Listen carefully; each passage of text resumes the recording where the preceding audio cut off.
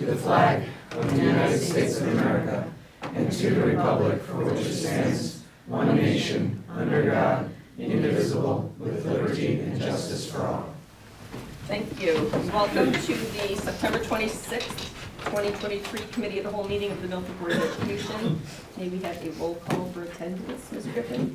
Adam DeYoung. Here. Catherine Ailing. Here. Megan Doyle. Ms. Doyle's running 5 minutes late. Andrew Fowler. Here. Tracy Irby. Here. Emily McDonough Souza. Ms. McDonough Souza had her twins, and she's on maternity leave.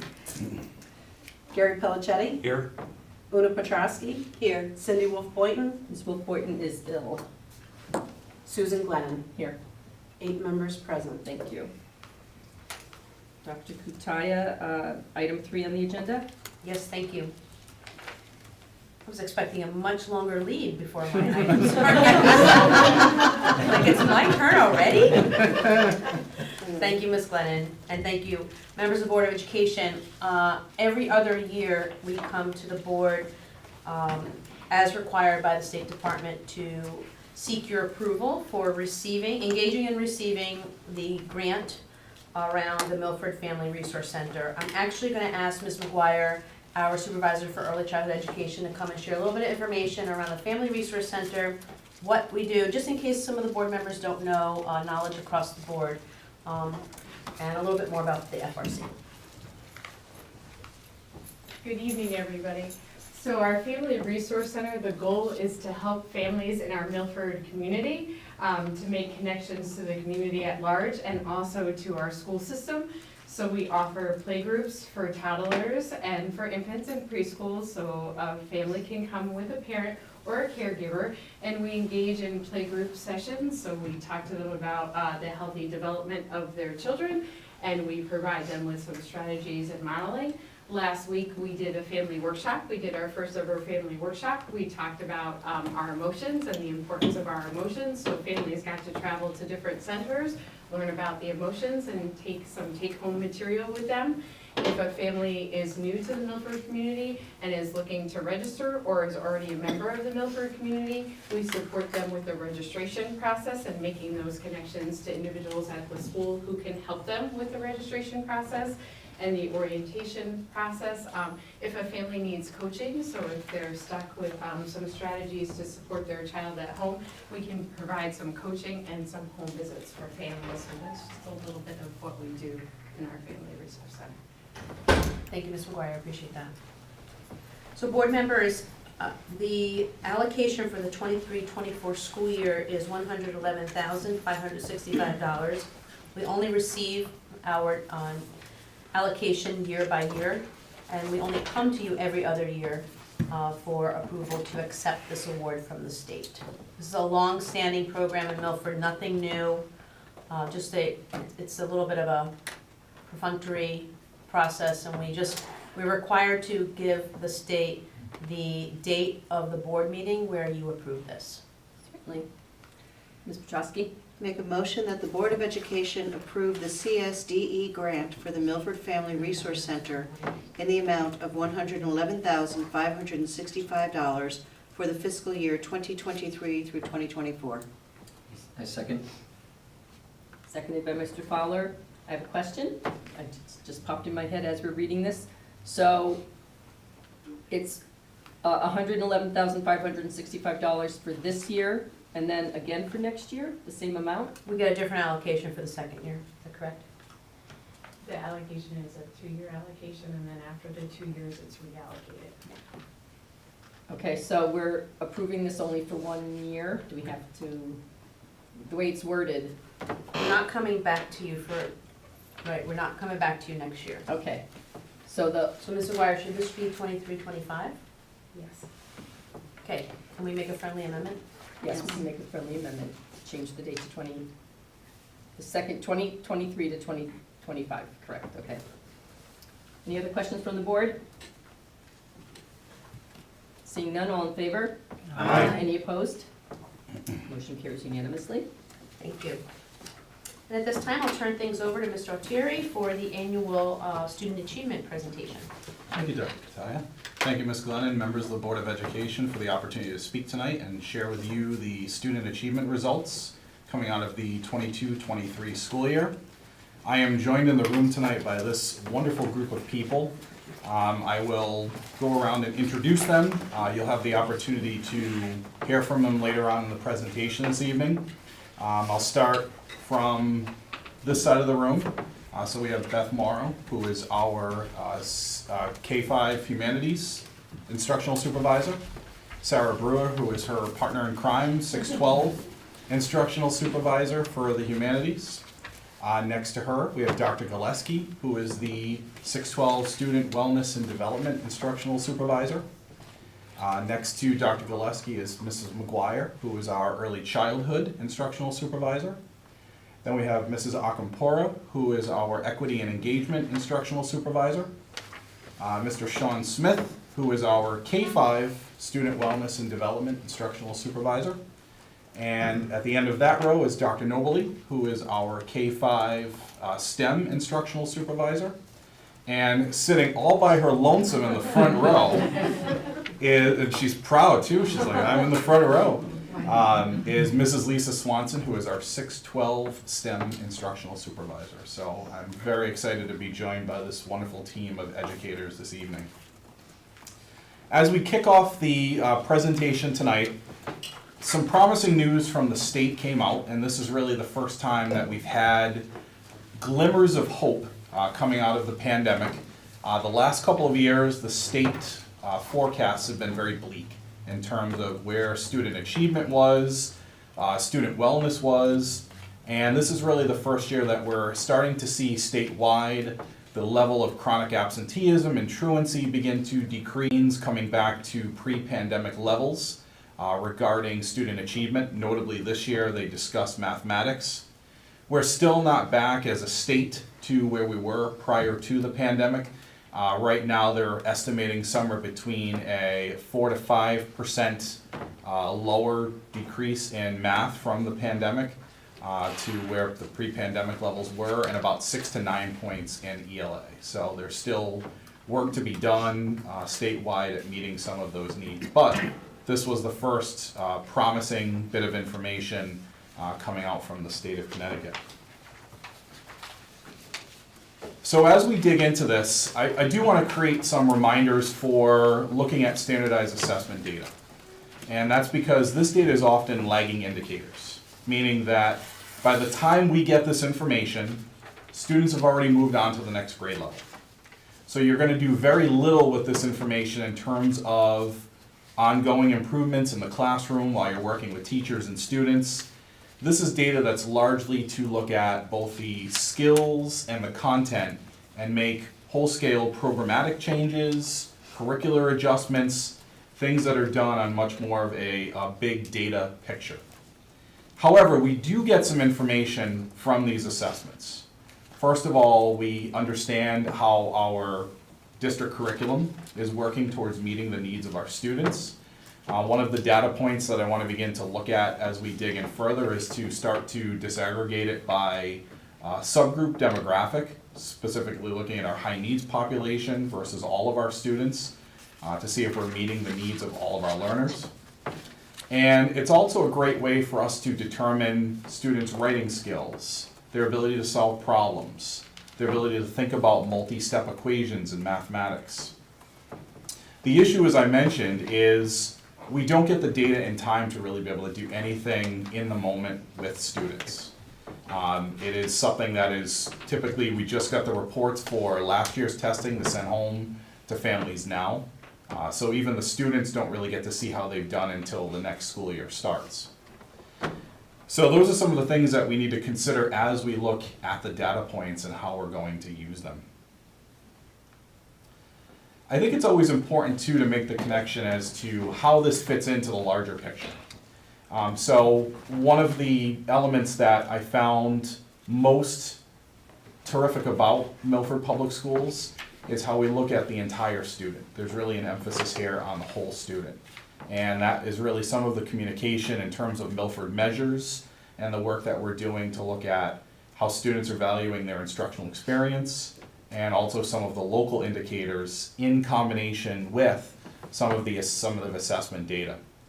But what I want to remind you is we're looking at how do we support student achievement aligned to the goals of the district. And feeding into the goals of the district are the ways that we create relationships in the classroom with students, the way that we support their engagement and their belonging. So that the developmental relationships framework is part of that conversation. We've also invested a large degree of human capital and financial resources to build our high-quality instruction model. This year, specifically focusing on formative assessment and building thinking classrooms and making thinking visible within our classrooms.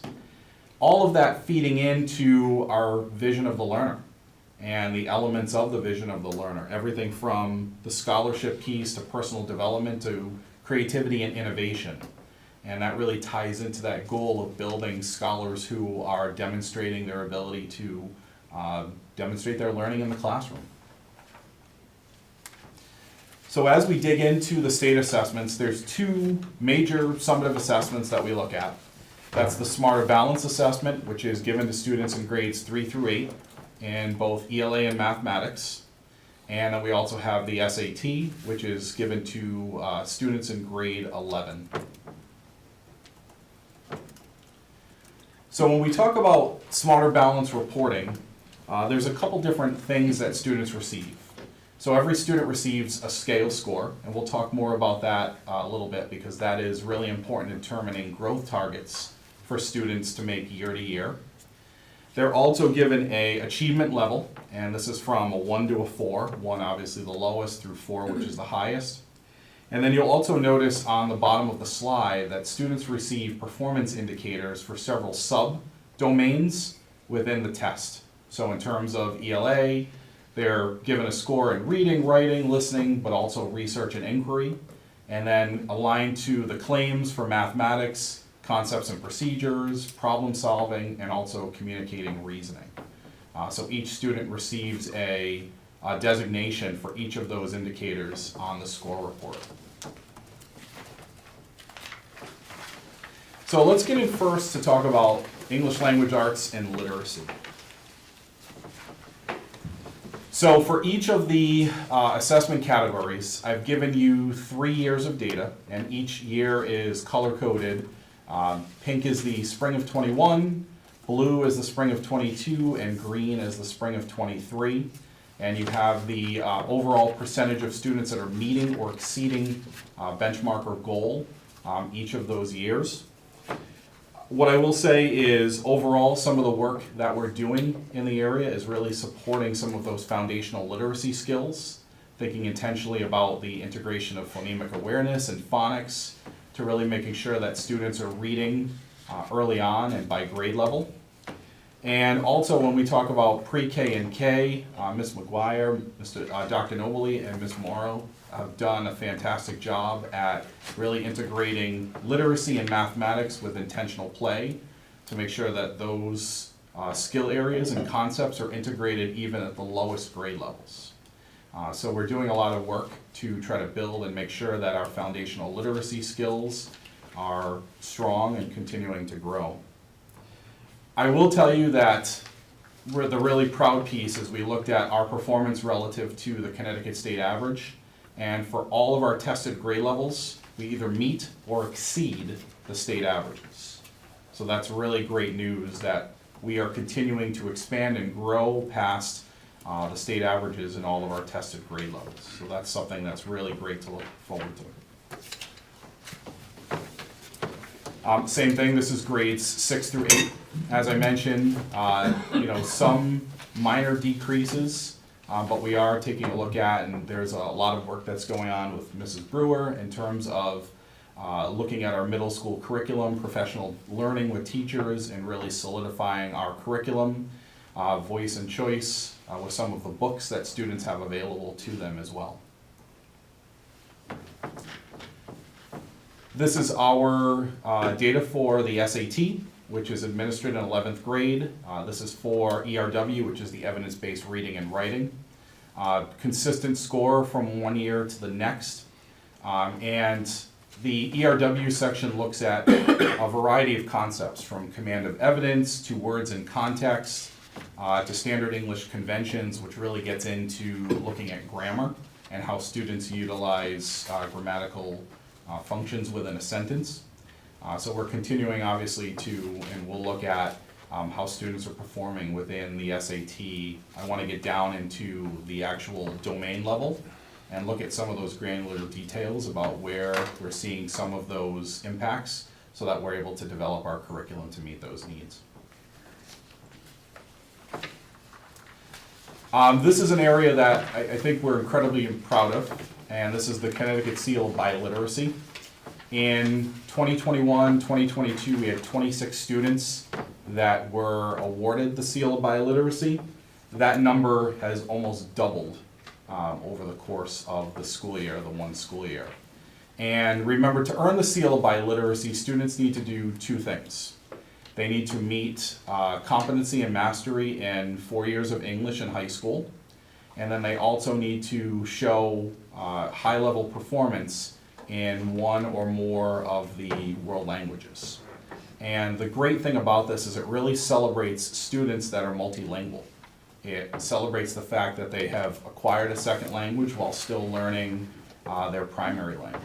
So we're incredibly excited to see that this number has expanded, that students are taking advantage of the opportunity, and that our world language courses are meeting the needs of our learners, and they're demonstrating that through these measures. In terms of mathematics, again, one of the things that I want to look at as we get into mathematics, this is grades 3 through 5, similar setup to ELA, is starting to unpack some of the claim data with SBAC, looking specifically at areas within the curriculum that we want to be able to support. I know Dr. Nobley is doing a lot of work right now with classroom teachers around HQI to start to build some of those practices in, be able to support the curriculum implementation that way. And we are continuing to make recovery after the pandemic. I think out of the 6 tested grade levels, there were only 2 currently that are below state average, and that was grades 3 and 4.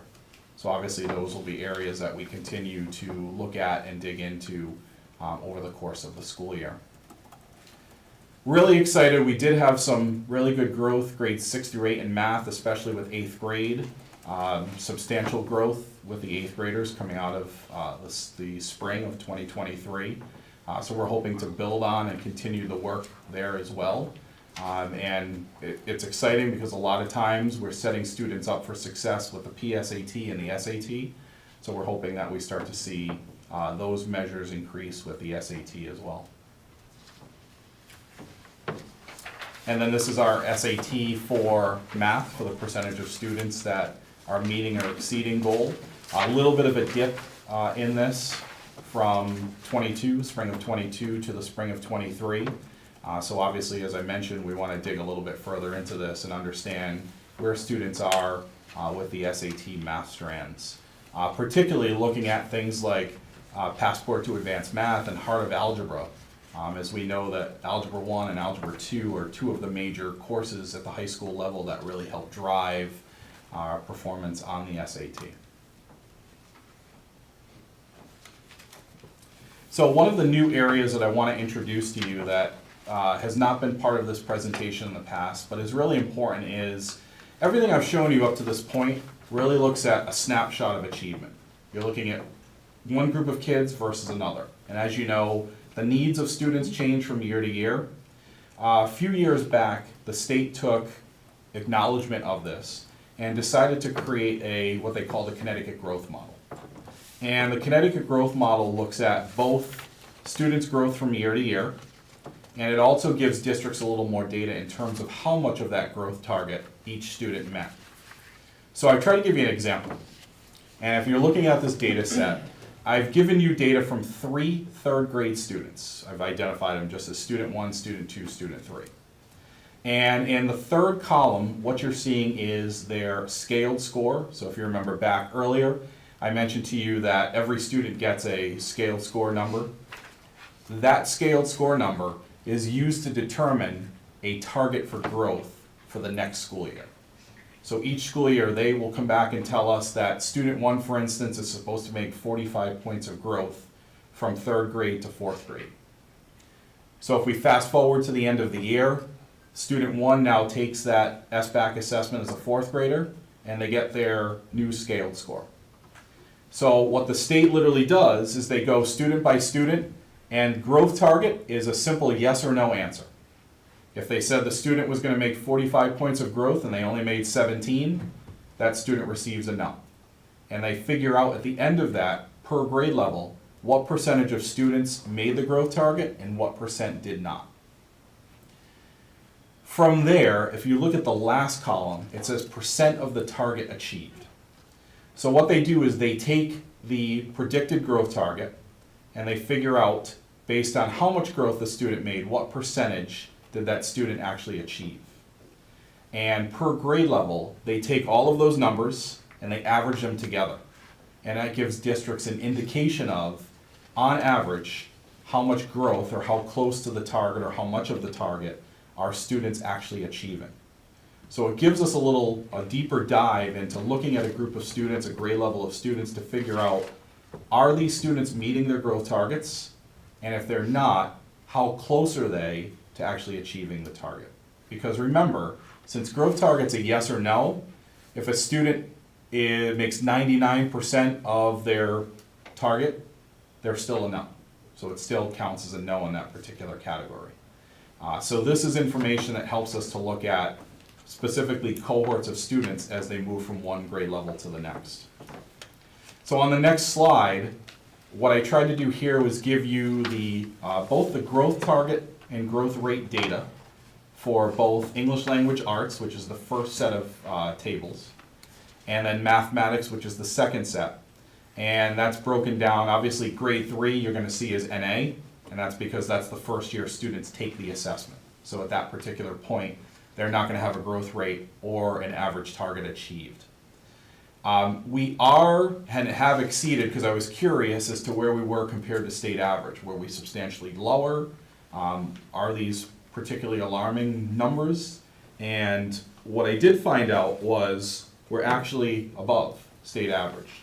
So for ELA, the state average is 37%, and we're currently around 35%. And then for the average target achieved, the state average is at 53, and we are at 56. For mathematics, the state average for the growth rate was 42%, and for the target achieved was 61%. So obviously one of the things that I want to work at and figure out is the growth rates, taking a look at getting some of those growth rate numbers a little bit higher, since we have grade levels where they're 30%. So we definitely want to take a look at that and work on increasing some of those numbers. The other assessment that I wanted to share with you, because we believe obviously in looking from very early on and getting some of the metrics, is the kindergarten entrance inventory. And the KEI gives us a look at several different parameters, whether it's language, literacy, numeracy. There's also physical development, as well as a creativity indice that's part of it as well. And it's administered in the fall of the kindergarten year. And it's an assessment that the teacher actually delivers. There's a set of expectations and guidelines for the assessment. And then the students are given either a 1, 2, or 3 for proficiency level. And the 1, 2, 3 basically indicate how much support is required to be given to that student for them to demonstrate their capacity with that particular area. So what I've shared with you is kind of a 2-year span broken down by the 6 different indicators and the performance from, and again, obviously these are 2 different groups of kids, but trying to give you a 2-year trend of where we are. One of the things that I'd really like to be able to do with this data as we look forward is break it down and give you some information about, for students that are attending pre-K in Milford versus students that don't have any pre-K experience, versus even students that are attending another early childhood facility, a daycare. How do we compare? How does our instructional programming compare compared to students with no pre-K experience? So going forward, that's one of the things that I hope to build into this presentation to be able to share with you.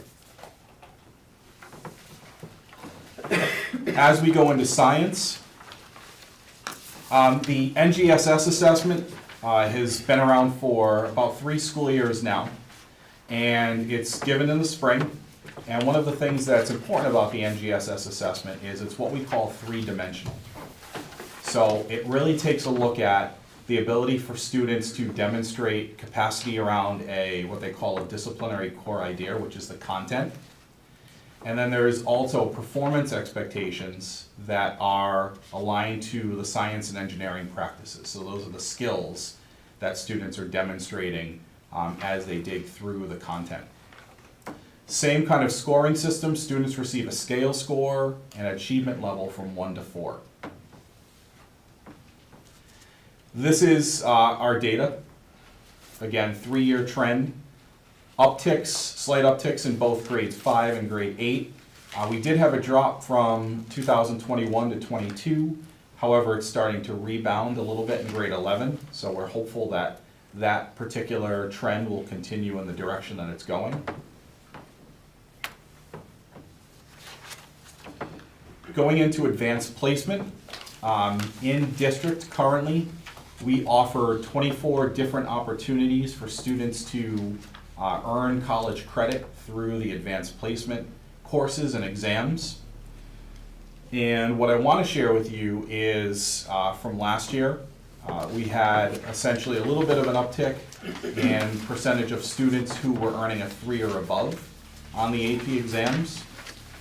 Still trying to kind of go back and meet those pre-pandemic levels, but we are seeing an increase over the last 3 years. We've definitely had an uptick, so that's great news. And in terms of advanced placement accolades, we had some significant increases here, which was really great. Starting with our AP scholars, we had 67 students that were classified as an AP scholar. And those are students that are earning a 3 or higher in 3 or more AP exams. We have our AP scholars with honor, and those are students that are earning a 3.25 average on all of their AP exams and are scoring a 3 or higher in at least 4 of the exams. And then AP students with distinction are those students that are earning an average of 3.5 or higher and are getting a 3 or higher on 4 or 4 or more AP exams. So we've had 140 students across the district that have fallen into one of these categories. So we're incredibly proud about the level of achievement that our students are showing as they complete our advanced placement courses, really showing the level of instruction and the quality of experiences that students are having to achieve at higher level coursework. On top of the AP, we also have opportunities for early college experiences. We have coursework that is in partnership with both the University of Connecticut as well as Housatonic Community College.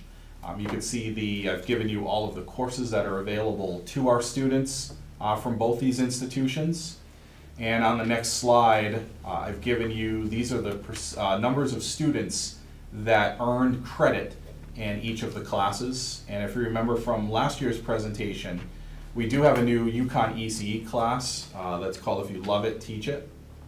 And that's really trying to get students excited about careers in education.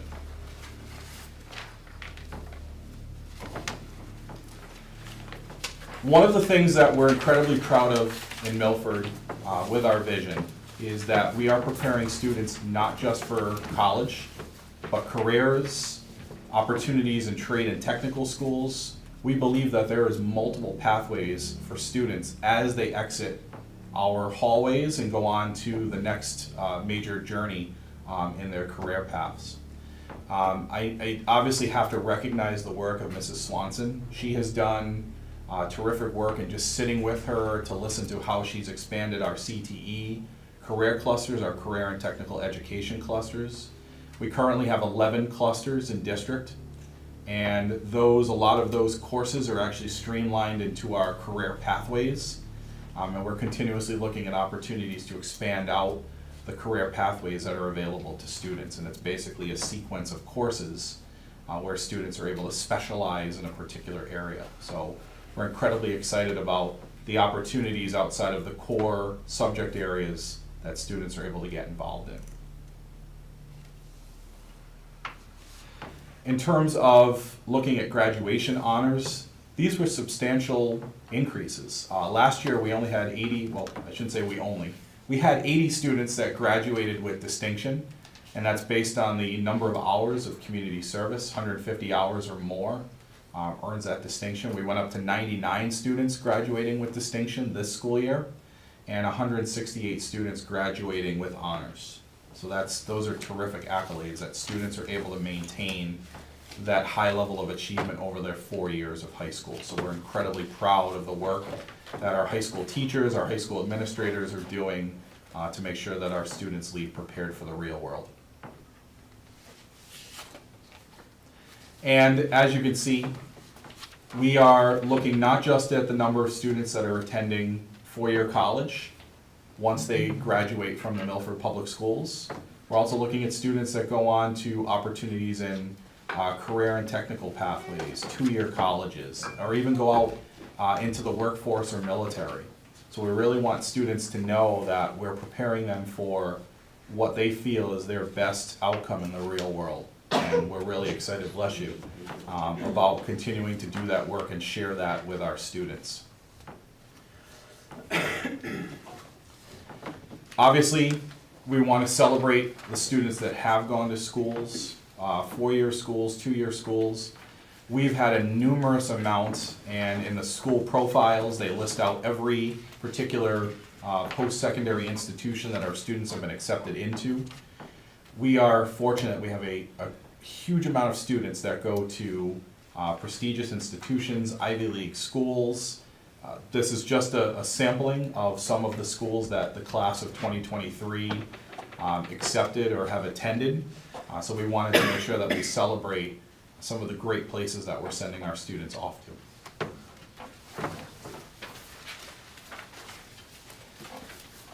Ms. Paris, who's our Director of Arts, Music, and Library Media, was not able to be here with us tonight, so I do want to share some of the performing and fine arts achievements, really celebrating some of the work of our learners. If you're taking a look at music, I've given you a bunch of numbers regarding students that attended regional festivals and also all-state. A lot of these were increases from last year. Taking a look at the high school regionals, we had 33 choir students go on to participate in regionals, which is incredible. And then even looking at our all-states, the choir program has just done an incredible job at getting students prepared to go on and perform at these higher level meets and performances. So we're really excited about that.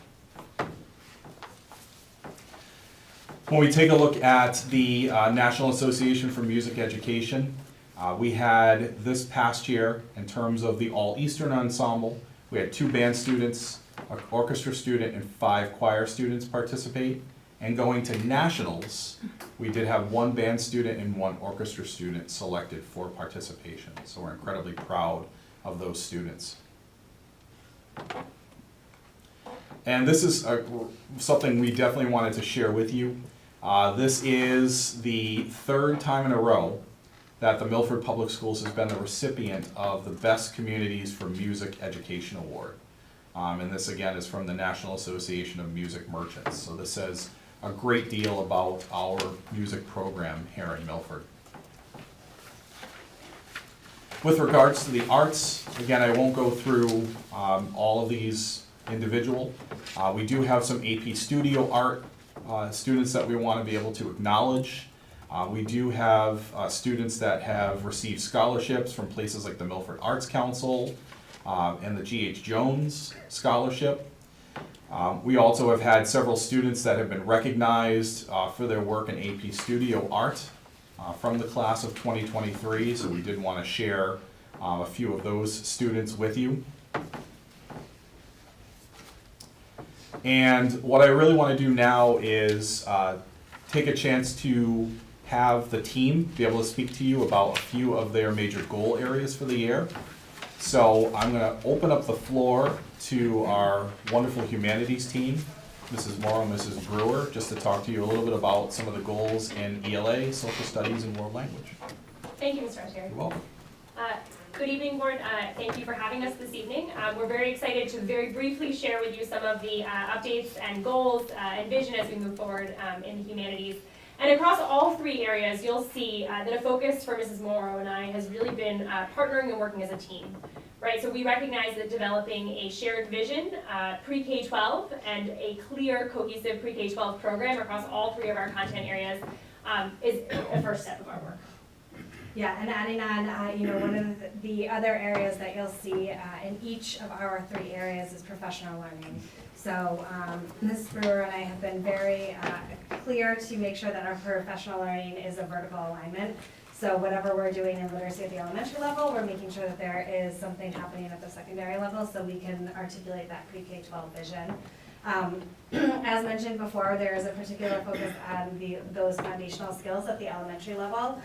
We know that that's an important area that we want to continue to build teacher capacity around, so that's a particular area we've been focusing on. Also, another point of pride is our world language program. As you saw with the Seal of Biliteracy, we are incredibly proud of our world language team being one of the few districts in Connecticut that has an elementary world language program, and we have really worked hard to build that pre-K-12. And do you want to tell me about Friday? Sure. So we, as you know from our previous presentations, we are focused on an acquisition-based or proficiency-based approach to world language instruction. Right? So we want our students to be readers, writers, speakers, and listeners in the target language, and be able to leave the Milford Public Schools and engage anywhere in the world where that language is spoken, including right here in our community. And with that in mind, we have the opportunity to work with a nationally renowned professional learning consultant who will be working with us and providing some support for our teachers and for us throughout this week on Friday and later in the year as well. And her entire focus is really immersing our teachers and of course Mrs. Morrow and I and some of our administrators in an experience of a proficiency-based classroom. So she will immerse us in Mandarin, which is a language that most of us are not familiar with, in order to give us that opportunity to really see and feel and hear what it feels like to be in a true proficiency-based classroom. So we are very, very excited to bring her here to Milford. One of my teachers told me that she's sort of like the Taylor Swift of the world language world. So they're pretty excited. They're pretty excited to have the opportunity to have her come right here to Milford to JFK on Friday. So we're excited about that opportunity. And then more specifically looking at our curriculum work, and which of course is really aligned with our professional learning work.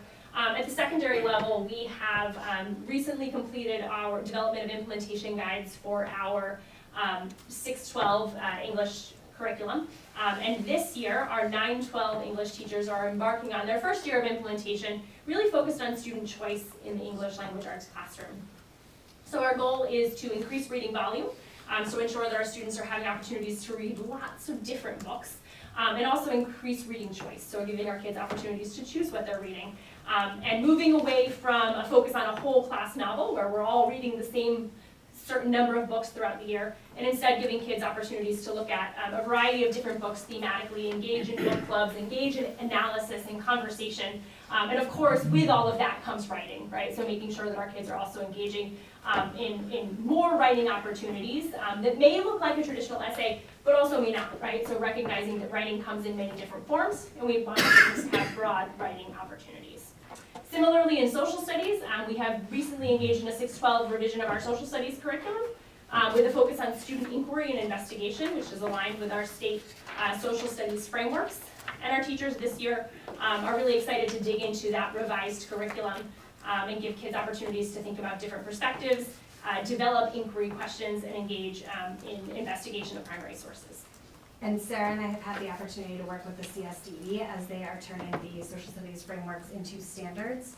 So Sarah and I have both served on that team and are looking forward to bringing some of that State Department work here to Milford and looking at what the state is putting out in terms of social studies standards over the next year or so. And similarly, the state is in the same place with world language, and Beth and I are also working on the state world language standards committee, and we'll look forward to bringing that work from the state back to Milford as well. Thank you. Thank you. So next up, I'll introduce our STEM team, Ms. Swanson and Dr. Nolan, will give you some updates regarding pre-K to 12 STEM. We're not getting any of these people, so this will be a little shorter, right? We're not.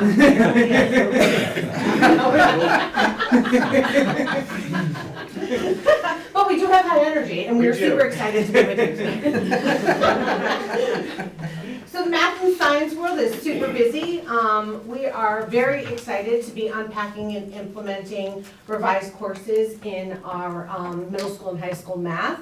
I'm hoping that that stat that we saw in 8th grade was one indication of some pilot work that we saw last year, which is our work using Desmos, which is a computer-based program to help our students really engage in some concept-based math instruction.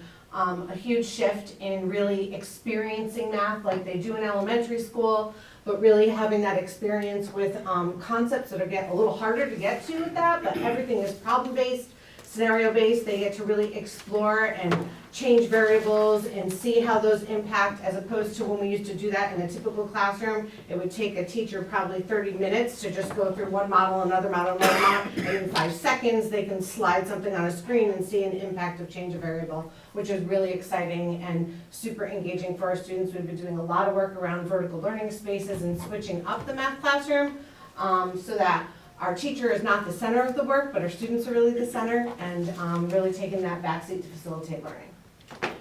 Yeah, and just briefly, for elementary, we have, this will be our second year with full revamped K-5 mathematics curriculum, so teachers have had a year or two under their belt to kind of get used to that, those new resources and the new curriculum. So we're really hoping to dig deeper into supporting them and understanding some of the learning progressions and pathways for kids, and how kids learn early mathematics now that they have like a base and foundation in the curriculum.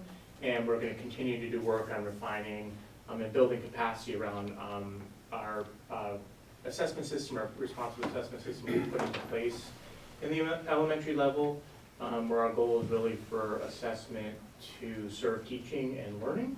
So we're doing continued work to help get teachers the information they need to be responsive to students during instruction.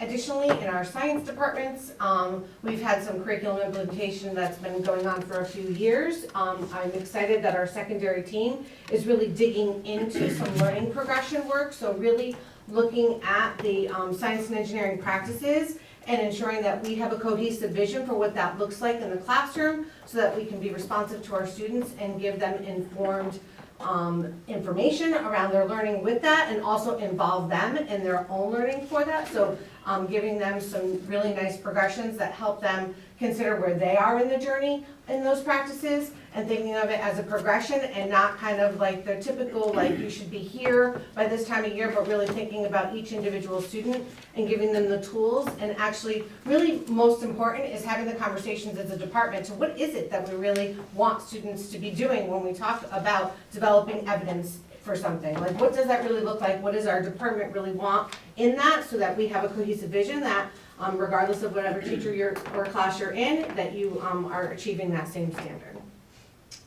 And in the elementary world, we're looking to continue to expand some of our science-based field opportunities. So we're running our second year of our Autobahn experience in 3rd grade, but we're also running a pilot of some work around renewable energy in 4th grade. So that will happen later in the fall or the spring, so we can certainly update on that. And then we're also looking to continue to build our capacity around our co-teaching model in STEM labs, and we have an opportunity this year with the elementary schedule, some additional collaboration time to really have some educators and classroom teachers be able to plan and debrief lessons together and continue to build that capacity around co-teaching and giving kids the best science experiences they can in our STEM labs, which still remain the most popular rooms in the elementary buildings, I'm happy to report. So thank you for your support on that. And actually, as you bring that up, Tom, it makes me think about the parallel experiences our students have. So they go to the planetarium elementary school, but they come back to the planetariums again as part of their middle school program. And additionally, you go to the Audubon with the elementary kiddos, and we also do that in 7th grade now. We did that for the first time last year. It was our first experience with that. We continue to do that again with your support. Thank you. Lisa, did you want to jump to CTE and just do a Sure, quick is that the update next on- slide? I'll jump around. I just figured, so you're already up, so. Somebody said today, so I'm really sorry. So, we are very excited to continue to expand our opportunities for work-based learning experiences along that continuum of ensuring that, most particularly, we have an amazing internship program that has really blossomed over the last few years, but that is a 12th grade experience.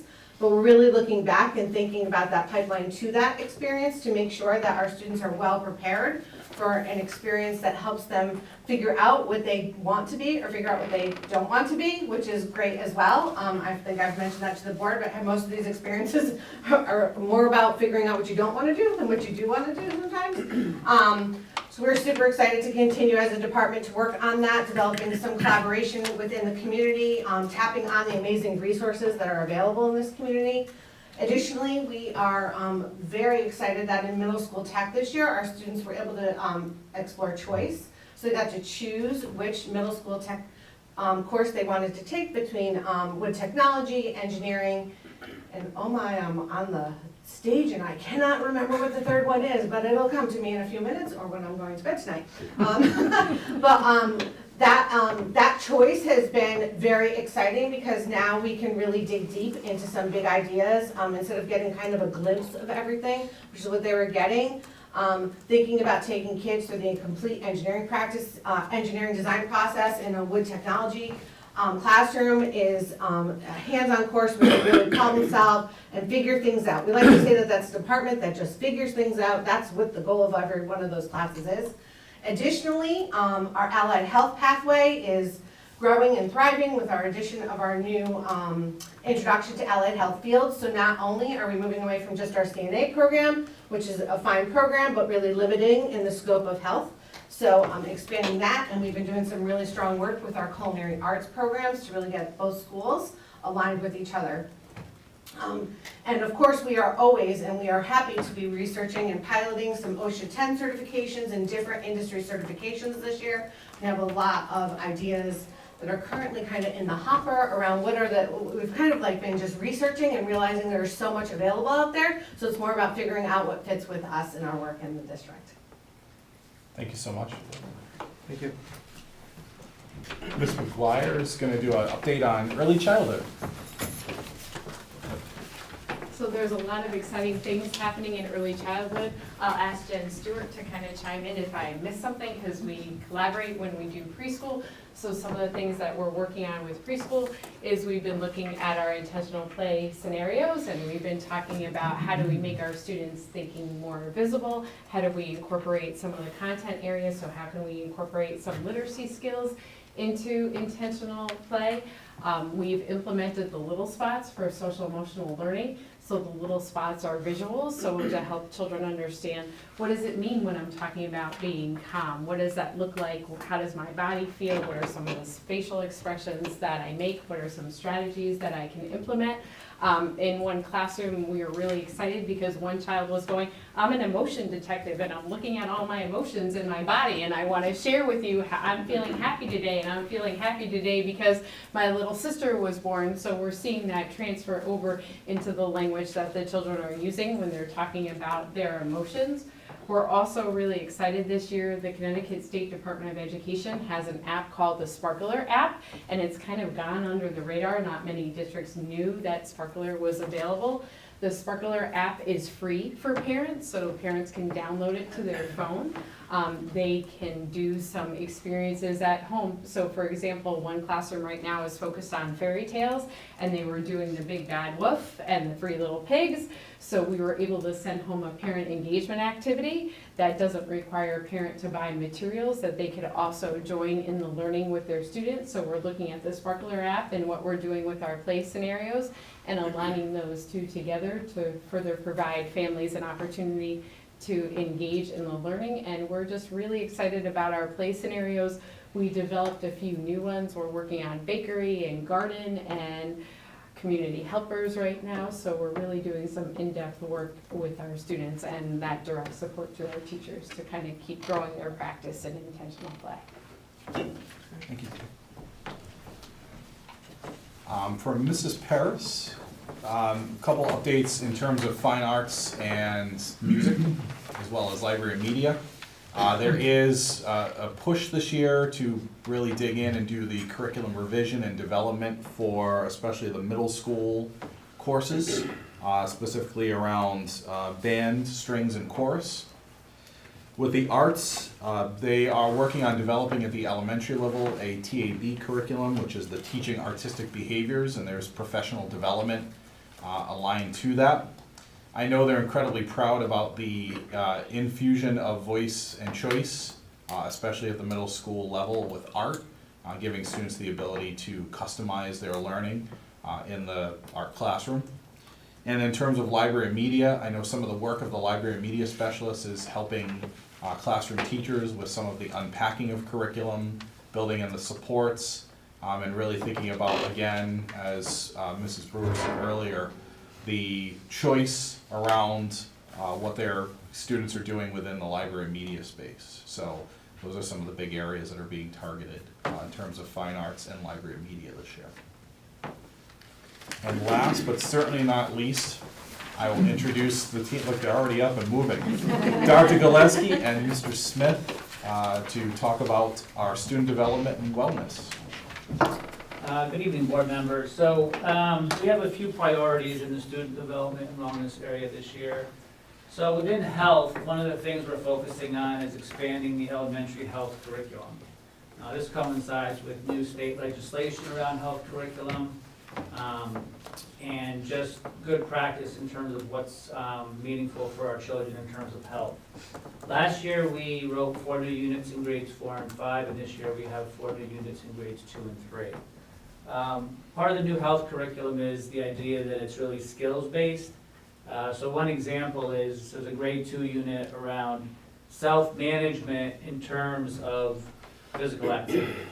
And what that has become in grade 2 is really how do you make decisions to have more physical activity and less screen time. So converting it to what's meaningful for our children is our goal. Also in health, we partnered with the Milford Police Department around DARE. So we haven't had the DARE program since the pandemic. It's a really good program in terms of teaching our students some vital skills. It also happens to address a lot of the health legislation in the state. But equally important, it gives our students a chance to have relationships with the Milford Police Department, and it gives us a chance to improve our relationship with the Milford Police Department as well. Myself, Principal Joe Apicella, met with Captain Guerin Del Monte and some of the DARE officers, and we really put the curriculum together and revised it so that it also reflects what we're doing with HQI. So it's been a really good partnership. In terms of physical education, Dr. Gillespie and I, we try to get our pre-K-12 PE teachers together as much as possible. They really have thrived when they're together in terms of, they like to do lessons for each other and then really reflect on how those lessons are representative of HQI. So we're working on that, and we'll continue to work on that this year. We also are conducting a program review for our elementary PE curriculum in the hopes of revising our PE curriculum next year. And for social emotional learning, we have a few priorities as well. One is to pilot school counselor minute meetings in grades 4 and 5. So what minute meetings are is they're what they are. They're minute meetings with the school counselor with individual grade 4 and 5 students. And the purpose is they help the counselors get to know each and every individual in the school. So for example, one of the things that we try to do is make sure that nobody's falling through the cracks in terms of their emotional development. Do all of our students have a meaningful connection with an adult in the schools? Do our students have friends? What are their challenges and what are their interests and strengths?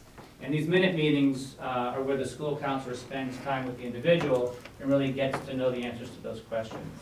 And if someone does not have a meaningful relationship with an adult in school, we make sure that happens. So that's a really important indicator to future success. And in terms of our social emotional learning, one of the projects that we have going on, and it's been going on for a couple of years, is the SEL Guiding Coalition. And what it is we have 3 staff members at each school on this coalition. And they get together and they learn new skills around social emotional learning. And those staff members go back to their individual schools, and they have teams at their schools that help to advance that learning at their schools. And we've seen some wonderful work happen there the last couple of years. That's really been a key lever for us in terms of moving SEL practices forward and to develop consistency across the buildings is through that coalition work. So we're excited to be getting together with them soon for this year. In addition, in terms of social emotional learning with our middle schools, very excited that this year we are rolling out the new curriculum for our 7th and 8th grade classes. We've renamed the comprehensive school counseling class that we talked about last year with all of you. It is now called the student development course. We felt that was a much more appropriate name for it. So we have grade level specific curriculum now for grade 7 and 8. Last year, as the initial implementation, all 3 grades experienced the same curriculum. So this year we have expanded out to student development 7 and 8. So that is being implemented for this year. In addition to 4, 6, 12 in health and PE, continuing to implement the skills-based approach to the curriculum and doing HQI work, as Mr. Smith mentioned, and really a pre-K-12 with that lens. So we do have that department work together as much as possible to share practices across the levels so that we're able to ensure that consistency. Thank you. Thank you. Thank you both. So as we wrap up tonight, again, I just want to bring back the point that when we look at our achievement, our performance as a district, we're not relying solely on our summative assessment data. That's one small fraction of the total calculation. We are also looking at the interactions and the experiences that our students have in the classroom.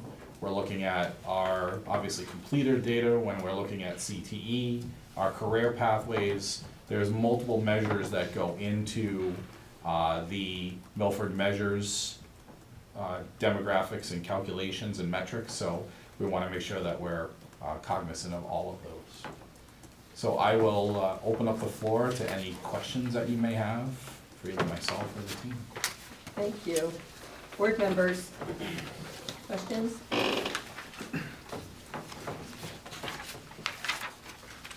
Mr. DeYoung? Thank you. This is very comprehensive, and this is always a difficult, for me at least, a difficult presentation to sort of digest. It's a lot of, they don't make it straightforward. The smarter balance, at least. I wanted to thank you for the explanation of the growth model, because I think that's been, they've tried to explain that to us a number of times. This is the first time I kind of understood it. Is it, what's your sense as far as, I know we're above the state average. Are you happy with that? Are you, what's? When you say happy, I mean, obviously, we always want to continue to grow. There's always room for us to grow. There's always the next step and continuing to build off of what we're doing well and looking for the next thing. Mm-hmm. So I always believe there's room to grow. Am I happy that we're exceeding state average? Absolutely. That just shows that, we are above average in the practices that we have employed in the district. Spending the last 27 days with this group of folks over here, their leadership skills, their fine focus on what students need and what staff need to be able to help make that come to fruition is remarkable. And I think the goals that we're setting, the direction that we're going, we have a clear vision shared with the superintendent of high-quality instruction. I think we're only gonna start to see these go up and up every year. Okay. How much historical data do we have on the growth model? We have several years back. Okay. And are we growing, or? That's one of the things that I'll continue to look at. I don't have that answer for you right Okay. now. But if it's something you'd want to look further into, I can share with Dr. Kataya and she can. I mean, I think give it's, that to you. I think it's valuable. I know the pandemic complicates things a lot, because they didn't run some of these assessments in 2020, Mhm. and also, you know, student achievement has taken a hit, as we've all talked about. The other thing I wanted to ask you briefly is about the NGSS. This, which is the first fifth grade class that had access to the science labs? Do we know? Yeah, that was in 21? yeah, well, We opened them the year we couldn't yeah, open last them. year was the first. So. That makes sense? That does make sense. So 21, 22 would have been the first year. 22 was a still COVID regulation, so they were in there, but they were distant, you couldn't do everything. So last year was actually the first full year that we Yeah. could Okay. do everything without COVID-related restrictions, but technically 21, 22 is the first year So- that they were available. There's really nothing we can glean, I wouldn't say, from this number then, would you agree? Based, to determine whether the science labs have had a significant impact on achievement in the NGSS? I mean, probably not yet, just because we Yeah, only so have a year or early. two of data, so we're building that, but we would be able to know, as we continue to use it. It's probably a little early just based on they haven't been around that long. Right, okay. And if 2021 was the first fifth grade group, we probably wouldn't see anything until they take an eighth grade or even past that. Right. And realistically, I would think the real benefit of the science labs being there kindergarten through fifth, you're not gonna see that for a significant amount of time. Correct. Yeah, okay. Thanks. You're welcome. Thank you. Other questions? Ms. Doyle? Thank you.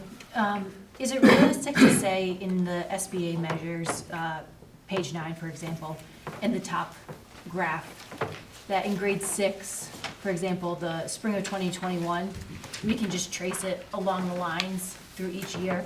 So grade 6 is 59 in grade 6, in grade 7 they're 61, and they're 58 in 56 across the 3 years. That would be accurate if you looked across and did some extrapolation.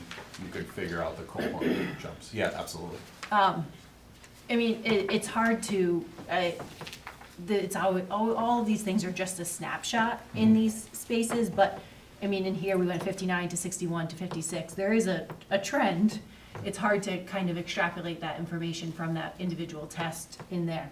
How much of this data is shared directly with the teachers so they can see the individuals and numbers? And kids, a lot of what that I've taken away is we're trying to attach teaching to students and what manner they learn best. And part of this reassessment that we discussed last week is how do students best learn? So I think some of this data could be useful at a teacher level of student A does X, Y, and Z in these tests. They do really well in these sections, but not these sections. How much of that versus we just get the numbers? I think that's a fantastic point, and the piece that I want to connect back to is there's kind of two things to do with the data. So in terms of the curriculum development piece, it's working with staff in terms of creating the curriculum, creating the assessments, looking at the fidelity of the curriculum. That's one piece to it. But I also think there's an element of this, of taking the data.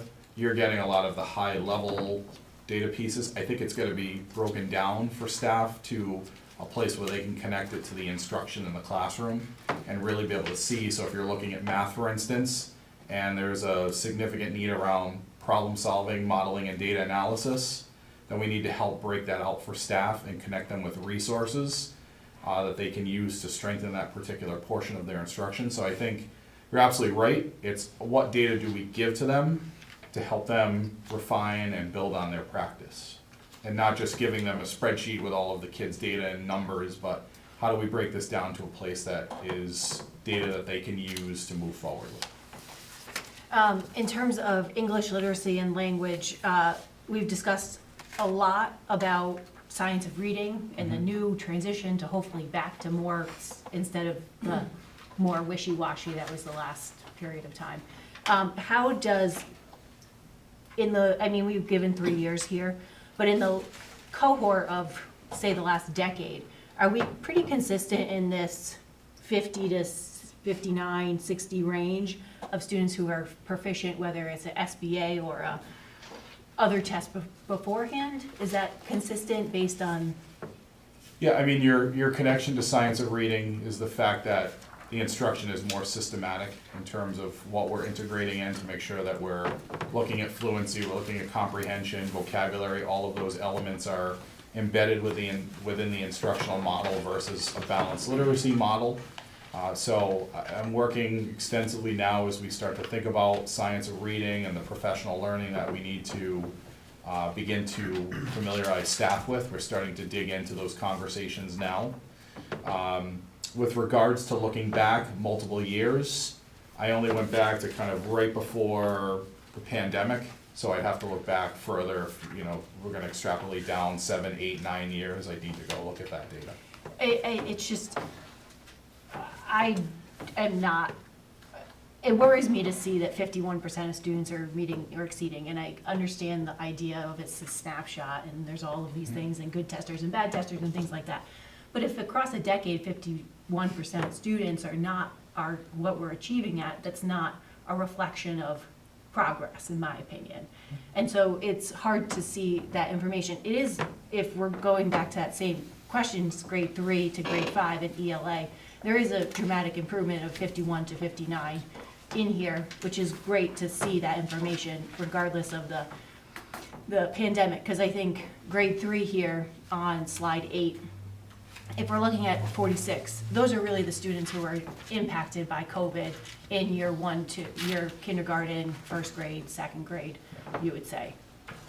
Ms. Doyle, I could definitely get numbers for you. I know right before the pandemic, scores were substantially higher. There definitely was a significant impact coming out of the pandemic, especially when they reopened that test year of administration in 2020.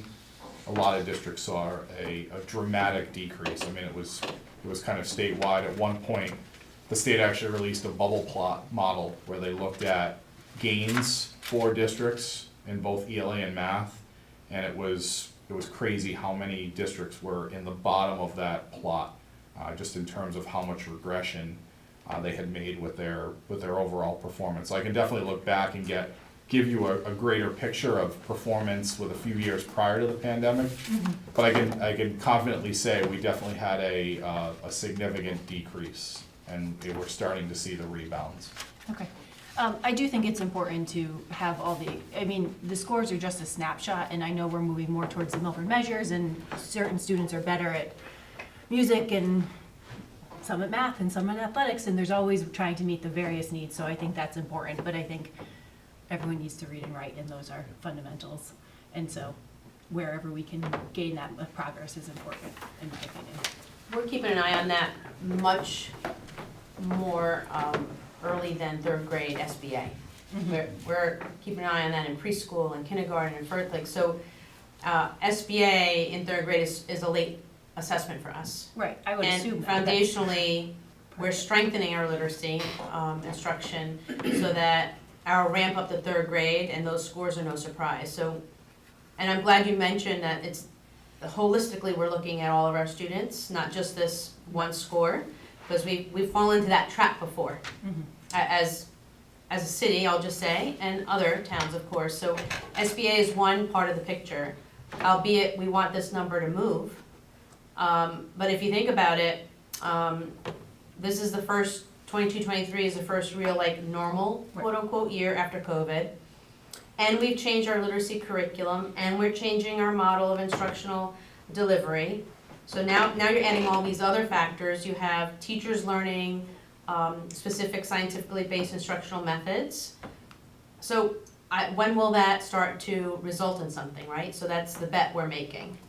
And supporting our teachers' capacity is, I think, the number one way of getting students stronger in literacy, reading and writing. So we can't put a timeline on when we'll see that return, but we certainly aren't just accepting our students' performance post-COVID, nor with all the changes in curriculum and pieces that we're putting in place. So our bet is that we're gonna start to see the return on investment there. Okay. Thank you. And if we don't, then we have to do something differently. Right, I mean, Right? that's the We have hope to is that continuously the five inform things would ourselves, all right? lead to improvement, and it's hard to definitively say which thing is right for each student, because it's usually a combination of one and not individual. Right. And so, I mean, my hope, and I think it's hope as a district, and I think consistent with that of the administration, is that these will have payoffs, Yeah. that we will go forward and will continue. I think the worrisome in is staying in the same path for so long that we don't make changes, which I think was a discussion we had earlier in this year about a decade ago with certain movements of reading and not changing that. Right. And I think about Mr. DeYoung's question, so how quickly can we expect scores to improve after, how many years of an elementary science lab and the impact on something like the NGSS? And that's a question that we don't have an answer to. And if there isn't an impact, we have to ask ourselves why. Do we have the right curriculum?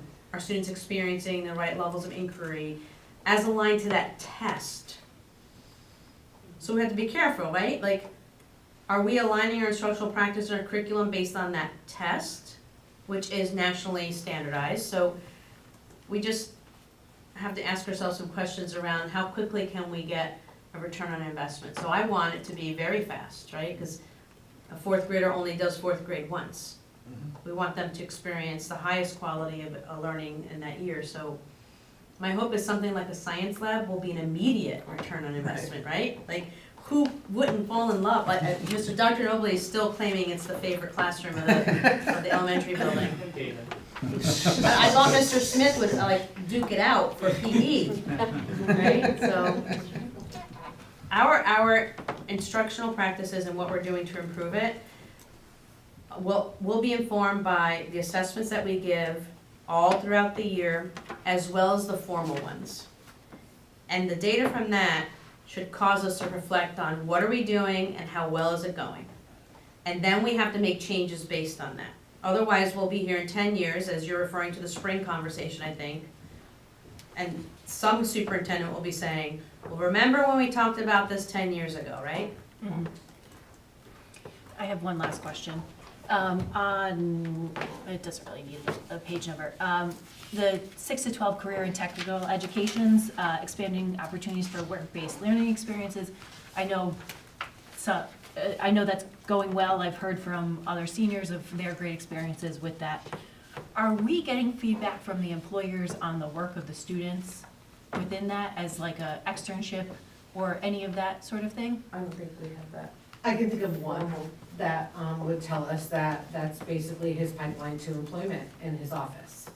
He's a local medical doctor that, he's very smart in saying, I get these interns, I figure out what kind of work ethic they have, and when they come back around for something, I'm here for them, and I stay in touch with them. So I imagine he's just one example who's articulated that, but I'm sure there's others out there as well that are seeing that as an opportunity to kind of, not only for kids, but also for their own practice. Ideally, we're helping them figure out great employees, But there's no formal feedback mechanism from the employer to the school system. Not that I'm aware of. And because students do earn credit for this, right? The internship? Yes. Yes and no. It's really actually their last 3 weeks high school, and it's really not credit bound. It's experience bound. They have a performance task they have to achieve. They have to fill out logs and all that stuff. We're tracking them and they do like a final presentation, but it's really more for an experience than actual credit. Are we talking about two different things though? We might be. So that's the internship.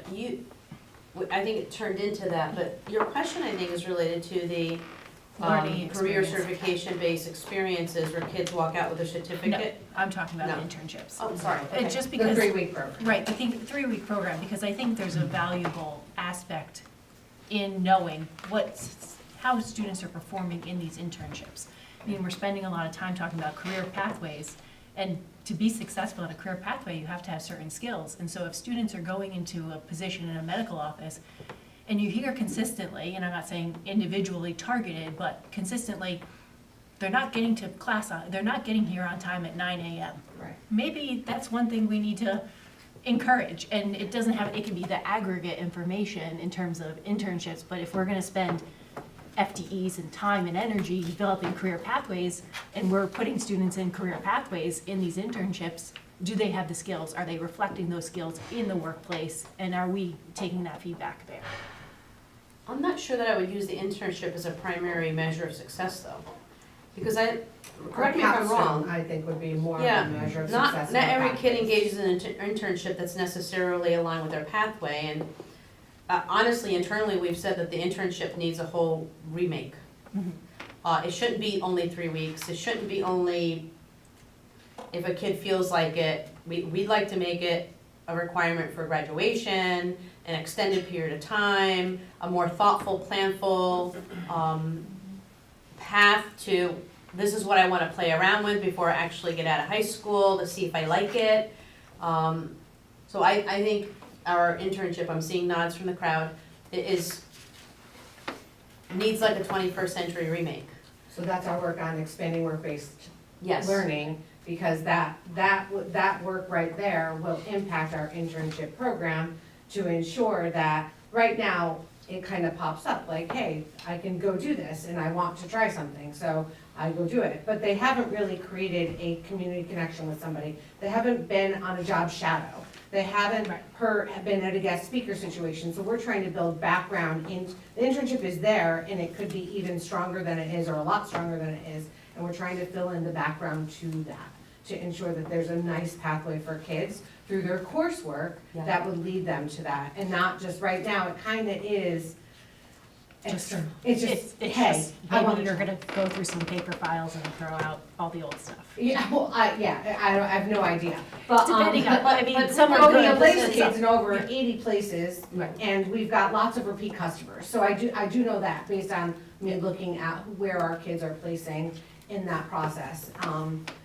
But the other thing is, we do have Capstone, which is connected directly to our career pathways, and that is the final experience for students who have done the concentration work, who have had multiple course experiences, and then they pursue an individual project, and they connect with a community partner as part of that work. Because we had kids developing actually their own businesses last year, and just, so that is a much more intensive program, I would say, for our students who've been in our pathways, because it's directly linked to that desire for that path. Thank you. Other questions from board members? Ms. Petrowski? I just have one. On the lagging indicators, I understand that they come way after the fact. I guess my question is, do we get any of that information in time in order to shore up the next year's learning? In other words, if, especially coming out of the pandemic, algebra, are there some concepts that, oh, wow, yeah, everybody kind of tanked on that one? Do we have that information in time to help in the next class? So great question. In recent years, it's become a lot more consistent in getting it in terms of mid to late June. Prior to that, it was like throwing a dart at a moving target. I mean, some years it was July, some years we were going into September. We were still waiting on it. Now that everything is electronically delivered in terms of the platform, they're able to turn the data around a little more quickly. So in terms of starting to think conversation-wise, there's elements, we try to plan our curriculum development going all the way back to budget season. So we're going in with an intentional focus on what curriculum we're choosing to write and implement each year. But there is opportunities, obviously, to start to think about that, even if it's not for the current year, thinking about it going forward, so. Okay. I did have one question myself. On slide 17 where we talked about the target growth.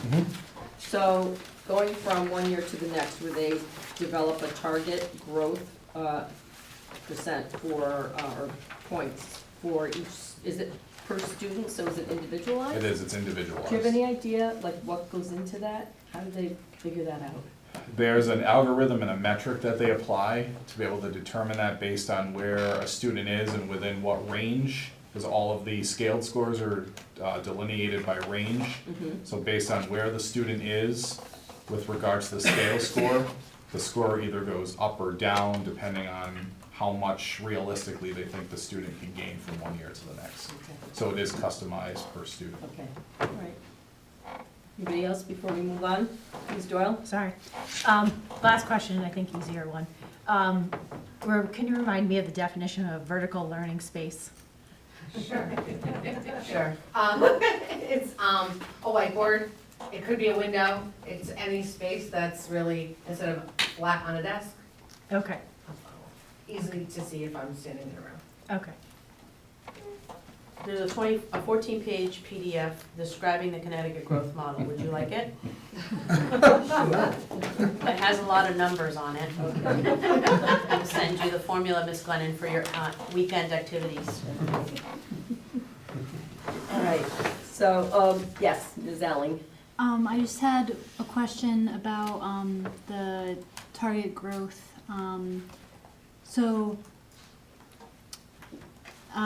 You were saying that it's based on like what their score is. Is it just, it takes that number and looks at it compared to everyone else and has nothing to do with what that actual student could achieve, or is it individualized to like the student, like someone who knows them, what they could do like outside of this test? No, it's solely based on their performance on the test. Okay, thank you. So it's a computer-generated numbers. They have no concept of who the student is or student's contacts. Okay. It's solely based on that Fine. scale score. Okay, thank you. Yeah, you're welcome. All right, ready to move on? Okay, thank you for the presentation. Thank you. Ms. Lettieri. So board members, we are going to move on to the proposed 24-25 budget priorities and assumptions. And you guys can go home and do homework if you'd like. Thanks for joining us. Thank you, Appreciate everybody. it. I'm going to go ahead and review the priorities with you, and I will then hand things over to Mr. Brennan to review the assumptions. I'm assuming we'll do it like previous years. We'll go through the priorities, take questions, and then the assumptions, take questions. Is that okay, Ms. Glennon? Yes, that sounds great. Thank you. So in preparing for the 24-25 budget development season, we are laying out the following priorities. These priorities align with the Milford Board of Ed's goals and commitments as they were adopted a couple of years ago. They also are grounded in the vision of the learner, the model for high quality instruction, the developmental relationships framework, and a new element, the Milford Public Schools Equity Framework, which draft will be rolled out to you next month. And I'm assuming, Mr. Ottieri, you did not have Ms. Acamporo provide an update because the board's going to get that in just a couple of weeks. Correct. Right. So while she was with us, in case you noticed that, we didn't want to, spoil the reveal for next month. So we are going to start including the equity framework in our discussions moving forward. I guess we'll be referring it to the 4 legs of a stool instead of the 3 legs of a stool. So know that this budget is being built with that in mind as well. So first key area of priority is that of our core instructional program related to all of those areas. I'm not going to read this word for word for you, by the way. And it is through curriculum, instruction, and assessment that we know that will be solidified in all 491 classrooms. We will continue to focus on the development and implementation of curriculum and assessment. We are going to focus on the alignment between the written and the taught curriculum. And through implementation, sometimes there's a discrepancy there. But through professional learning, we believe we close that gap. We will continue to expand and diversify our world language opportunities. Now that we are fully PK-12, we know that we have to make some adjustments. If our elementary students are immersed for many years in Spanish, we have a question before us, what does that mean for our middle school world language program? We're hoping to have an answer for that during this budget season for you. We continuously ask ourselves if we have the right school schedules. The elementary schedule is something I've been really wanting to get to. I know it's on Mr. Autieri's list now. We will continue to update and expand technological tools. We want to focus on voice and choice at the middle school. You heard Ms. Swanson this evening say that we have CTE choice. There's also choice in the arts. We want to continue to expand that. We want to focus on our career pathways. We want to take a look at the what alternative opportunities we are offering at the academy. We are finding that with the changing needs of our young people, that we need to take a look at ask ourselves, is the academy structured in a way that meets the current needs of students? So that is on our radar right now. We will need to investigate special education programming to build upon skills, students' skills in the area, particularly of social, emotional, behavior, and academic. We're finding the needs of our students with special needs to exponentially be growing right now. And we're doing some work through Ms. Stewart's leadership to put new eyes on the structure of our special ed programs, those students who are out of district, and make recommendations as we move forward through the budget season to see how we could find efficiencies, yes, but also to continue to meet the needs of students. We want to reimagine our high school learning experiences. The reassessment regulation was one of the start of that, so we anticipate more of that to come. And we want to continue to develop alternative forms of Milford measures, which asterisk, the work of Milford measures was recently featured in a professional learning experience at the state level through Partners for Educational Leadership as a model of how other districts should be thinking about alternative forms of knowing if they're successful. Just I threw that little tidbit in there. Yeah. Ms. Altieri sent me a picture of the screen with our name on it, and we didn't even know that was happening, so. We had a lot of districts ask just to get our perspective, and people were taking copious notes, and it was really awesome to just see Milford as a prototype for the work. So I'm sorry I couldn't interrupt. No, good, thanks for the explanation. The second large category of priorities includes the wellness and development of all of our students and staff. We'll continue to implement play-based programming for pre-K and K. We will explore additional options to better support mental health needs in our schools, and also continue to strengthen our multi-tiered systems of support by using data and knowing how to support students through our push-in model of providing coaches in the classrooms and really providing students with the extra that they need to meet grade level expectations. The third large category is in the area of professional learning. We will continue to support professional learning structures that promote transfer. So that doesn't mean just outside of the classroom, but as you heard Dr. Gillespie and Mr. Smith talk about PE teachers teaching in front of each other and then dissecting the lesson. That's the kind of structures that we're trying to build, that professional learning happens every day in our classrooms, not just 4 days throughout the year when teachers and kids are released. We want to make sure that our professional learning aligns with high quality instruction. We are going to focus very deeply on the science of reading and ensure that we're building the capacity of teachers in that area. We will strengthen our instructional coaching model in order to develop the capacity of all of our teachers. We want to explore teacher capacity building models at the secondary level. We're asking ourselves, what are the roles of curriculum leaders, what are the roles of department heads, how can they be part of the coaching / teacher capacity model? Those are questions we don't have answers to yet. And we want to integrate opportunities to infuse ongoing job embedded professional learning to support equity and inclusivity. That we know we have to start with our adults to shore up their capacity in the area of equity and engagement. The fourth category of priority is to implement a continuum of services for staff through the newly revisioned talent management department. That should be I can never get this name right, Talent Management and Development Department. We'll make that modification, Ms. Griffin. So we're looking at the entire continuum of recruitment all the way to offboarding through retirement services. We want to develop a recruitment plan with action steps that enhances diversity of our workforce.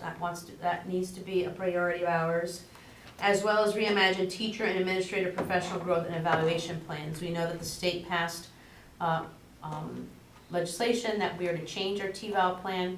That's actually the professional learning, the training that I was referring to, that Mr. Altieri and Ms. Capazza were in attendance on Friday. So we're getting some guidance at the state level.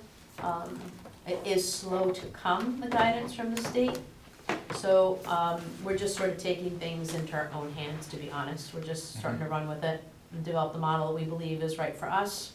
With the limited guidance they gave us for the non-negotiables and then to be considered. So we're gonna incorporate the non-negotiables and then develop a model hand in hand with our teachers through the PDEC committee to create something that's good for us. So that may have a budgetary impact, we'll see. The next category focuses on maintaining effective class sizes. These have not changed. It's 20 in K2 and 23 in 3-5. The next category is a focus on our physical learning spaces that support instructional practice, wellness, and development. We want to continue to focus on remodeling the library media spaces so that they reflect more of a 21st century learning space. Continue to invest in our technical education spaces, particularly to support career and industry aligned experiences, and to expand the district-wide investment in upgrading facilities through long-term planning. And lastly, we want to support any existing student extracurricular activities and athletics. Questions, priorities? Mr. Pelichetti. Yes, thank you. Dr. Kataya, what comes under the umbrella of a high-quality assessment tool? Is that In the for first students? bullet.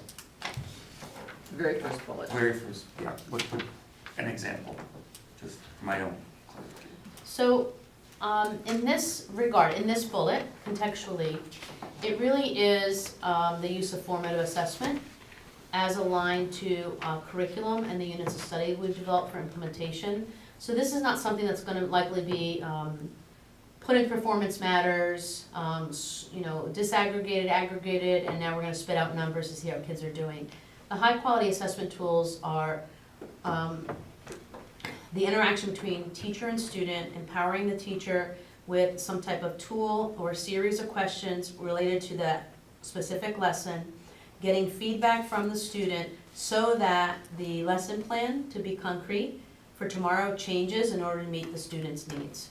So that's the high quality assessment tool that we're talking about. Thank you. Mhm. Other questions? Ms. Irby? Do we have class size guidelines for middle school and high school? We don't particularly in this document, but we do have something that we follow through the contract. The teacher's contract? Yeah. Ms. Doyle?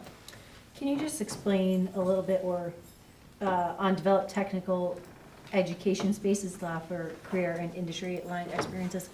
What kind of, which technical side? Are we talking technical like wood shop or computers Yes. side?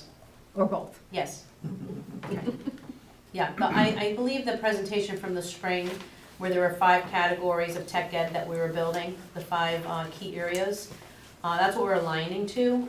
We also had a little bit of a dreaming meeting recently, and we spent millions of dollars in our heads, but we were talking about developing medical learning spaces that look like clinics or emergency rooms, so that our kids have real life medical experiences for those students who are interested in that field.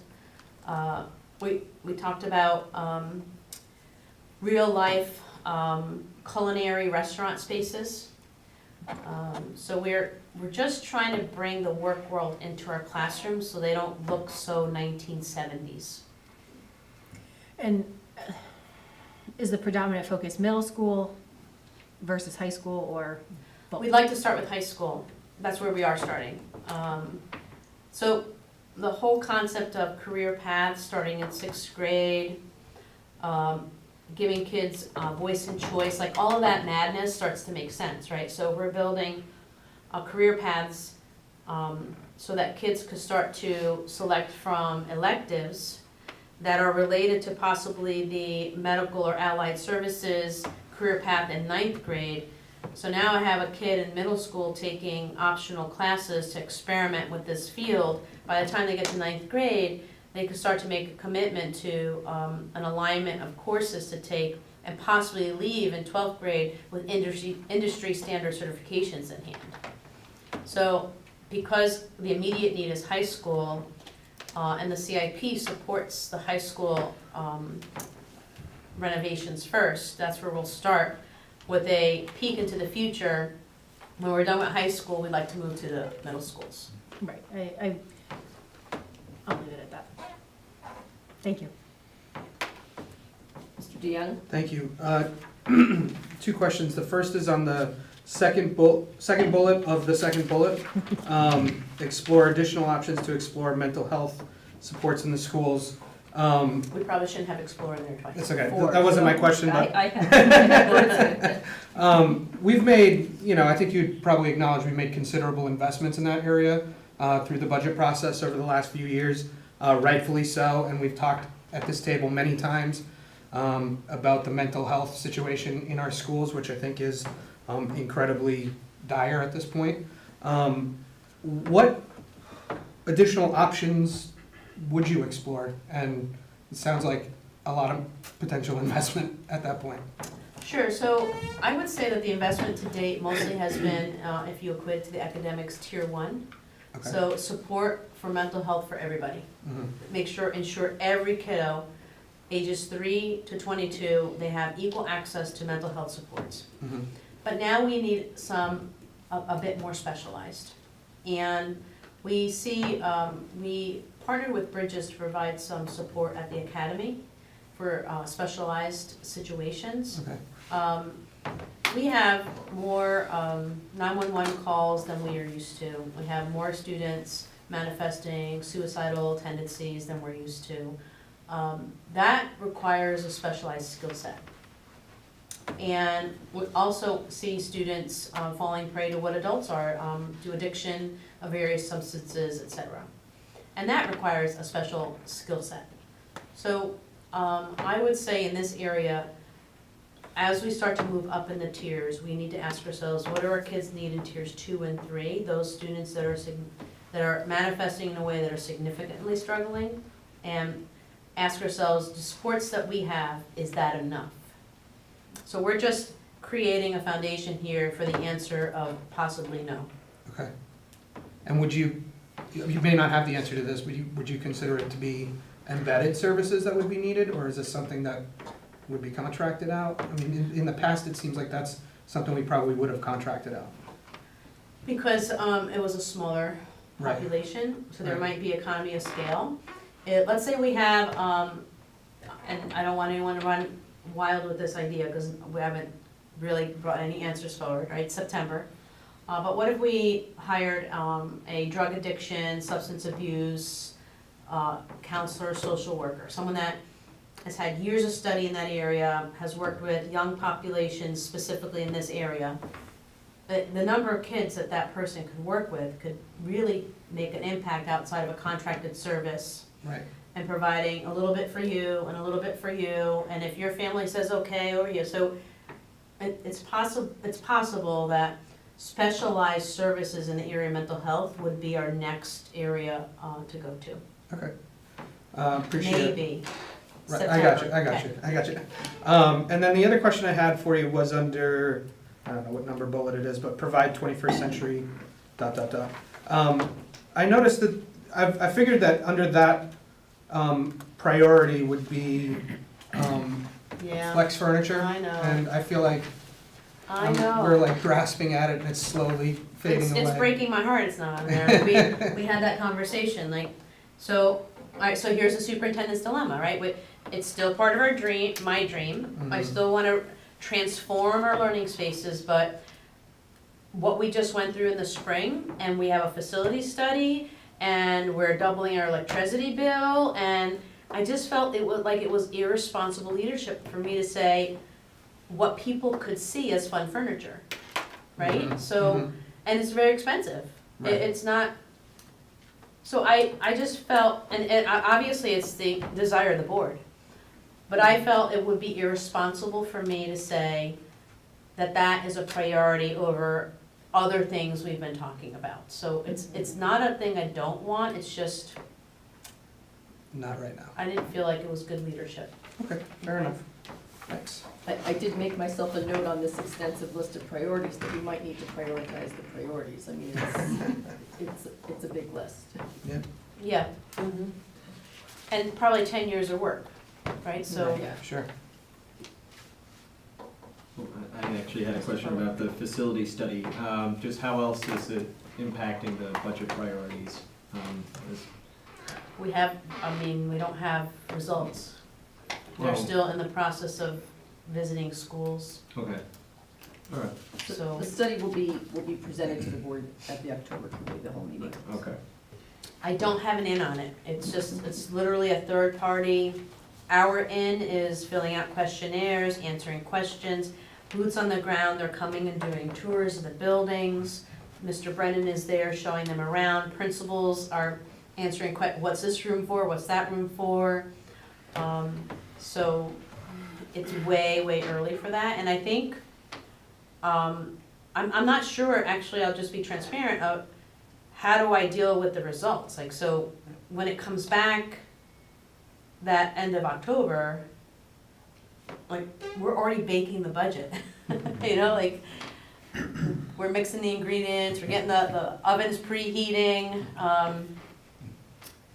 So that is gonna be like hurried work if there is something there, right? So, and I think I'm gonna have to talk to you guys about it, like, we're just gonna be getting the results at the end of October, and 2 months later, we're presenting a budget. So we're gonna have to take that on, I think, together a little bit. I had a couple of notes on the second bullet, enhance the wellness and development of all students and staff. So in terms of the second bullet there, I did have a little wordsmith suggestion, explore additional options for mental health supports in the schools. Thank you, that's good. And on the first bullet, implement play-based programming for preschool and kindergarten. So we've already started to implement, correct? Yes, so So should maybe we it should say be continue continue to? to. Yes, Okay, please. we'll take that. Minor things. Anybody else have any questions on the priorities or suggestions? This is a first reading, so it comes back to the board at the October business meeting for adoption. And we're happy to take recommendations before that night, so if we have to do some work, Ms. Glennon. Right, okay, so if anybody's thinking about this, Thank you. give it some thought over the course of a few weeks. All right, I'll turn things over to Mr. Brennan to review the assumptions. Thank you, Dr. Kataya, Ms. Glennon, members of the board.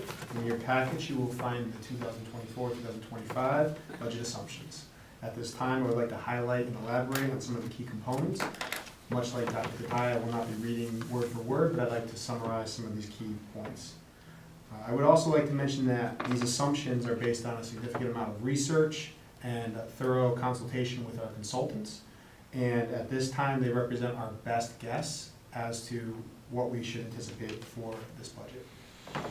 For the first bullet, we're currently experiencing an economy with high inflation, labor shortages, and the need for competitive wage increases.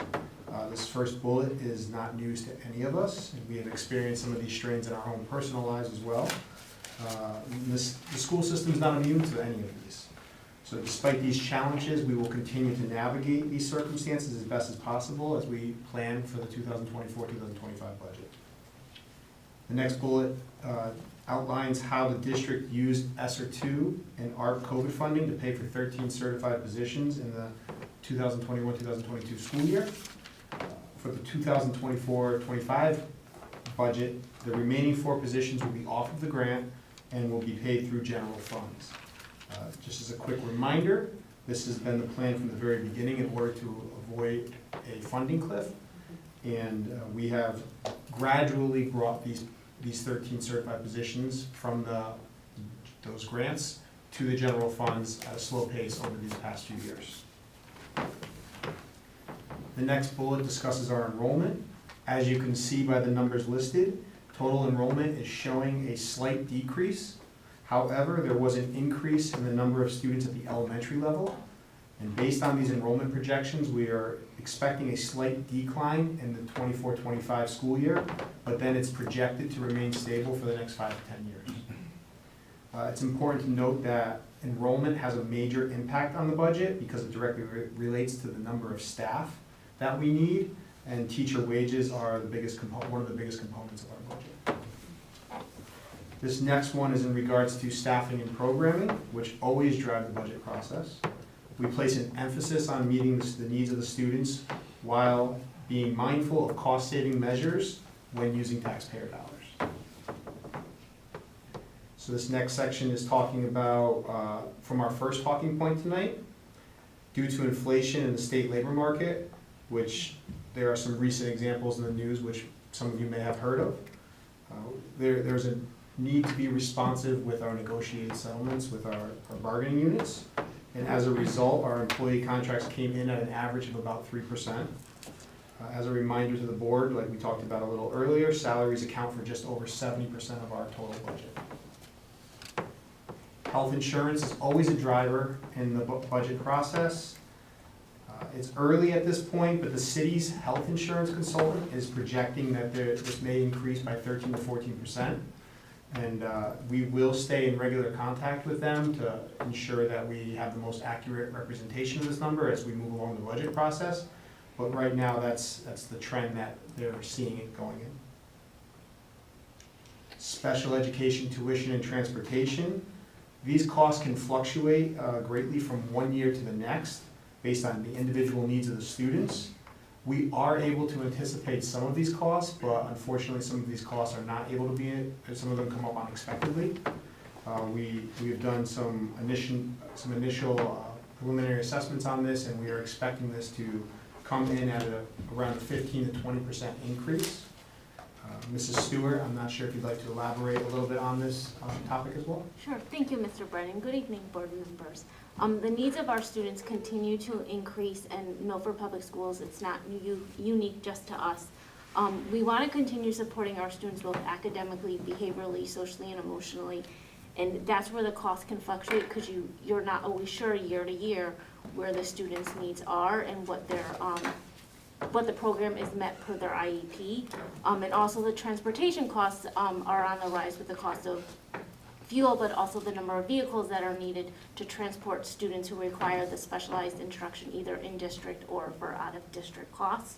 And tuition costs are on the rise as well as staffing needs are, more staff are needed to support the students if they're in an out-of-district program, or if they are in district. We're trying to keep our students with the high needs in district. We want to keep them in our community versus going to an out-of-district school. Thank you, Ms. Stewart. You're welcome. Going along with that, transportation costs are expected to rise 3%. So we have a contract with Durham that calls for a 3% increase this year. We consistently look at what other districts are paying around the area, and we have traditionally had very competitive rates. Just for a point of information, this current contract with Durham ends at the conclusion of the 24-25 school year. We are also in the process of creating a long-term plan for electric buses, and we have been collaborating with the New Haven Clean City Coalition, with Paul Wessler specifically from that organization, and this Greater New Haven Clean City Coalition. It's a long phrase there. I'm trying to get Greater New Haven Clean City Coalition. It's a lot of words in one title, but it basically brings together stakeholders from the private sector, the public sector, and they deploy alternative and renewable fuels They talk about idle reduction measures, fuel economy improvements, and emerging transportation technologies. So they're a great partner to kind of help discuss what this would look like in order to implement something in a school system, and they have a lot of great resources.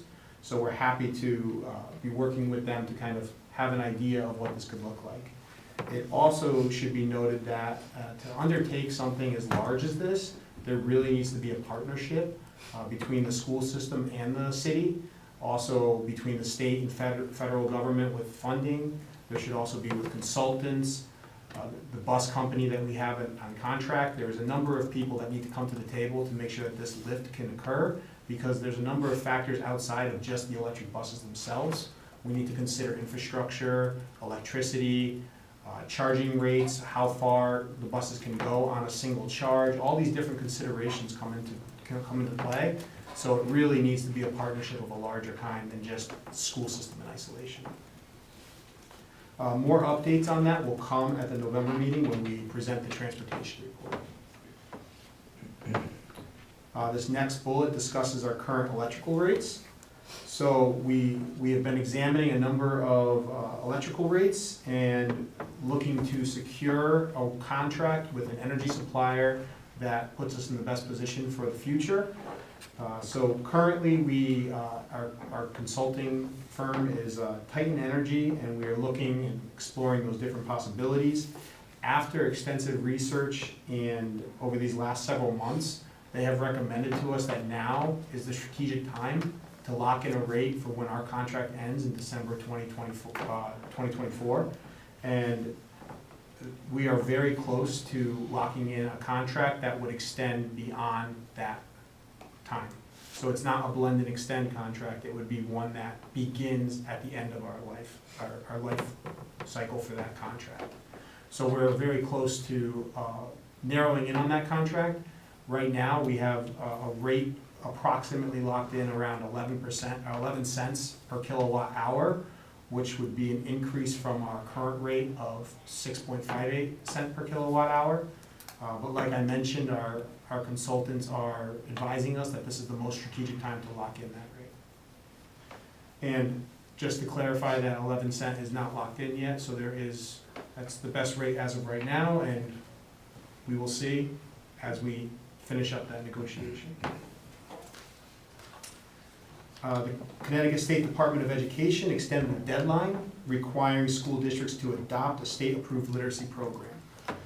This is according to the Right to Read Act, as some of you may be aware. Now, Milford Public Schools had applied for a waiver, and we have yet to hear from that response. If that waiver is denied, we would need to purchase a state-approved curriculum, which could cost the district somewhere to the tune of $1.1 million to $1.5 million. And this is also for the actual curriculum, but we also need to consider different types of materials that may be needed, or the extensive professional learning that would take place to make sure that this was lifted properly. Mr. Altieri, I'm not sure if you'd like to extend on that a little bit? Yeah, thank you, Mr. Brennan. So, as Mr. Brennan said, we're waiting on the waiver to come back to us in terms of status. I've been working with Mrs. Morrow to start thinking about next plan of action, depending on if the waiver is accepted or not.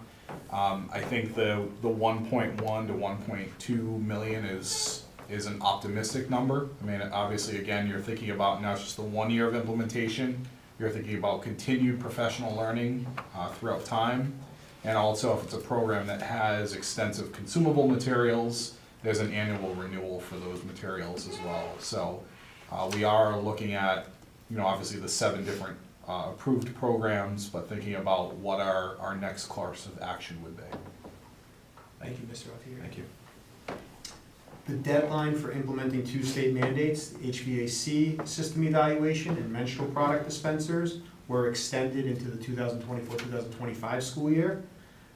As the board is aware, these 2 items were in last year's budget, but the state pushed their implementation back, giving districts some additional time to implement these. We have until September 2024 for the menstrual products and January 1st, 2025 for the HVAC requirement. Last year, Mr. Riccitelli had included in the budget about $130,000 approximately for the HVAC improvements, and He had mentioned last year as well that he thought it would be much more than that it would be something closer to about $500,000.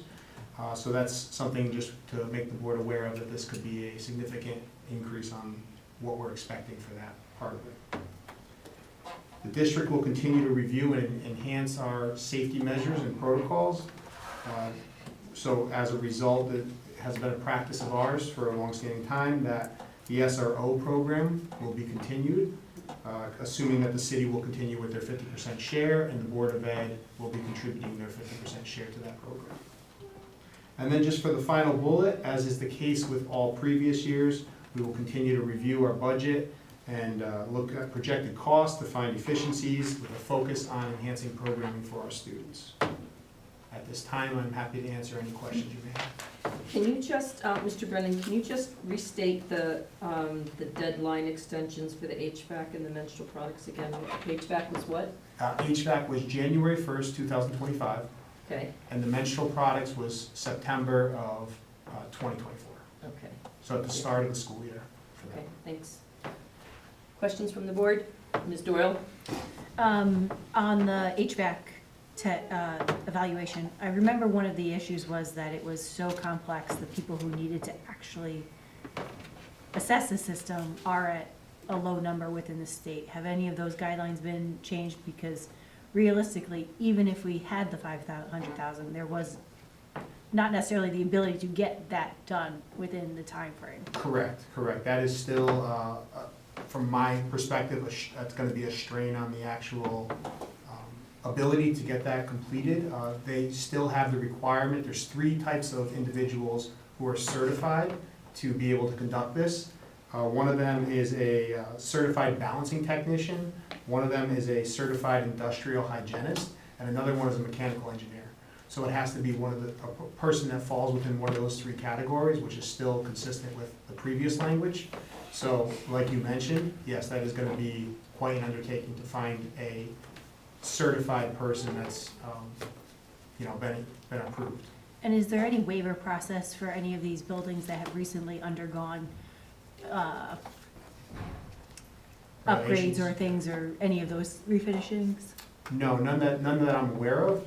They would like you to complete your entire school system, every building, so that they have that baseline data, because there is information about an ongoing, so this isn't going to be a one and done type assessment, it's going to be an ongoing type one, so they want that baseline assessment. And I think what they had mentioned was whatever that initial date was, you have 5 years to complete that next cycle before that next evaluation. The clock starts ticking at that point. Okay. On the, just a statement, I am happy to hear about the electric buses and that it is a huge undertaking. It is not a simple one and done. It's infrastructure, it's capital improvement planning, it's working with the city and partners and going forward. It's not simple, I agree. And then lastly, decisions around staffing and program design or development driven by potential impacts. I think this is coming to some of that voice and choice with middle schools and where that's going with FTEs and being able to provide that based on economics at the end of the day. Yeah, so basically that statement is saying that an increase in FTE is not just about enrollment, it's about programming for kids. Right. Period. And that will, what happens depends on what other budget effects are occurring. And so, sorry. I'm not So, following you, sorry. So we want to have increase in voice and choice, which will lead to increased FTE regardless of enrollment increases. However, we have to balance the entire budget, and that may not be, it may be sacrificed. Yeah. Thank you. Other questions? Mr. Dion? Thank you. I wanted to ask about the health insurance plans for retirees. From what I can remember in previous years when we've done the budget priorities and assumptions, that number is always projected quite high, which stands to reason from a health insurance standpoint, but it always seems to get dialed back. Somehow we negotiate or figure that out with the city. Do you think that that's a conservative projection? You think it's a realistic one? It's a great question. I know last year, I'm not sure what it was projected at, but I know it ended up being, I think, in the 8 to 10% range. Yeah, it was a lot lower than, yeah. So at this point, that's what our consultants are projecting it at. And I think it's a pretty, I wouldn't say it's an underestimate. I'm hoping that it wouldn't come in above that. Okay. So, at this time, the consultants are actively looking around to try to figure out ways to get that lower. Obviously, they're working for us to try to get the best rate they could possibly can. So, I'm hoping that it does come in lower than that. As far as a crystal ball to know for sure, that's something that, could it come in a little bit higher? I guess there's always a possibility for that, pending different events that happen, but I'm hopeful that it would come in a little bit lower. That is our initial first reading, and I am working very closely with this. This is our cities, they work for both us and the actual city side, so hopefully that we are able to get that down a little lower as well. Okay, when do we generally get the final number on that? So I don't know the exact date. I mean, we work very closely with them. I think it would definitely be before, I think we have a solid, I don't know if we get the exact number, but we get a pretty solid estimate of what it would look like. It's later though, I think we keep working on I think we refining do. and refining and I think we do. refining. Right. I think that's the problem, is that we, Yeah, we're so far out from it. Yeah, no, I understand. Okay. And I can save this for next week, or you can answer it now if you have an answer, or next month. The Durham bus contract ends in 24-25, you said? correct. Okay, so do we put that out do we have an RFP that we put out? Yes. Okay. We will be putting out an RFP for that. Okay. Yep. And when does that process generally start? So that process, there's no specific timeline of when that would start. We would want to start that earlier than, typically with an RFP, it depends on the scope of the project. Right. So if it's something smaller, you wouldn't need as much lead time. Sure. I think considering some of this electric bus Right. components that we're looking at, we would want to put that out with a significant amount of time ahead, because bus companies are going to need to do a lot of their research on their side to get us accurate estimates for the contract. Sure. So yes, to answer your question, there will be an RFP that goes out for that. And in terms of how much time, there's going to be a significant amount of lead time. It wouldn't be a quicker turnaround for like a smaller project. And how long is our contract currently with them? Is it a 3-year or 5-year? This is a 5-year 5-year, one, yeah, okay. and this is, we're in year 4 right now. Yep. Next year will be year 5, so it ends right at the end of that. Okay. So Thanks. just as a point of reference, so in past years, we actually have not gone out for an RFP. We have negotiated with Durham to extend because of our good relationship with Durham, because we've always had really, really good rates with Durham. Right. Correct. That may be different, like, going into this next contract because of the electric bus piece, I would imagine.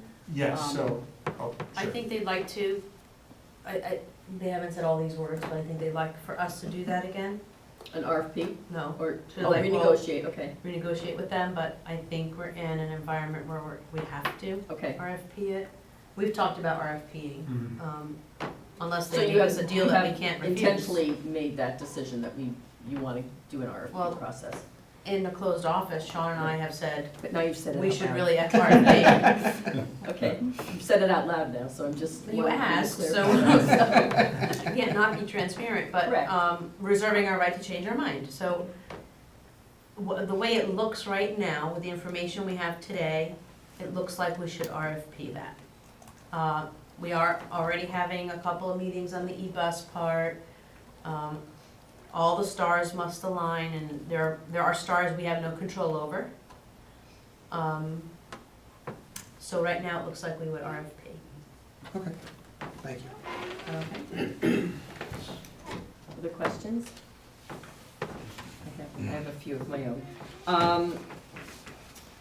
Let's see, the second bullet regarding the remaining 4 positions that will go off the grant and be paid through our general fund. Can we, would you have any objections to specifying what the positions are? They're No the objections. School counselor positions, right? Yeah, they were the 4 elementary Right. counselor positions for this upcoming 24-25. So if we could specify that in that bullet, I think it would be helpful. Absolutely. And then the third bullet on the enrollment, my recollection is that this is actually, I think, the second year that we've had an increase at the elementary level that we weren't anticipating. So I wonder if we might want to indicate that, if that's, I believe that's, I'm 99% sure that's correct. And this is the second year that we're leveling out, you mean? No, the second year that we've actually had it, so it says that while we had a slight decrease from last year, we showed an actual increase at the elementary level From the in the projected. bullet. So I think that's the second year. And you're saying it's a second year, all right. So maybe We'll say, confirm that. say, this is the second year we've shown an actual increase, because that, my assumption is that that higher elementary population is gonna carry through. So if we could say again, or this is the second year, or whatever is the accurate verbiage. And in the 2, 3, 4, the fifth bullet on about higher inflation, Yes. the cost of hourly employees will rise to keep pace with the state's increasing minimum wage. I think I read recently that that is now tied to it's tied to an index, so that there will be, every year, there's gonna be an increase in minimum wage. That is correct, yes. Um, So I believe it's going up to 15.69, $15.69. Yes, because it was 14, Yes.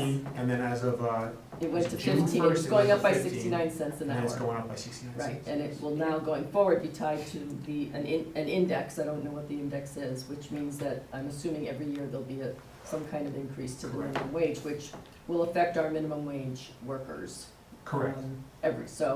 Every year we're gonna see this. I'm not saying we should indicate that, I just wanted to verify that. So my thinking is correct. And just, if my memory serves me correctly, I was just looking at that as well, the 69-cent increase, I believe equates to something around don't quote me on this, even though this is out there, but it was like a 4.6% increase, just to give like a Something like frame that, of yeah. reference for, where the increases are coming from. Correct, Especially with yeah. our contractual obligations as well.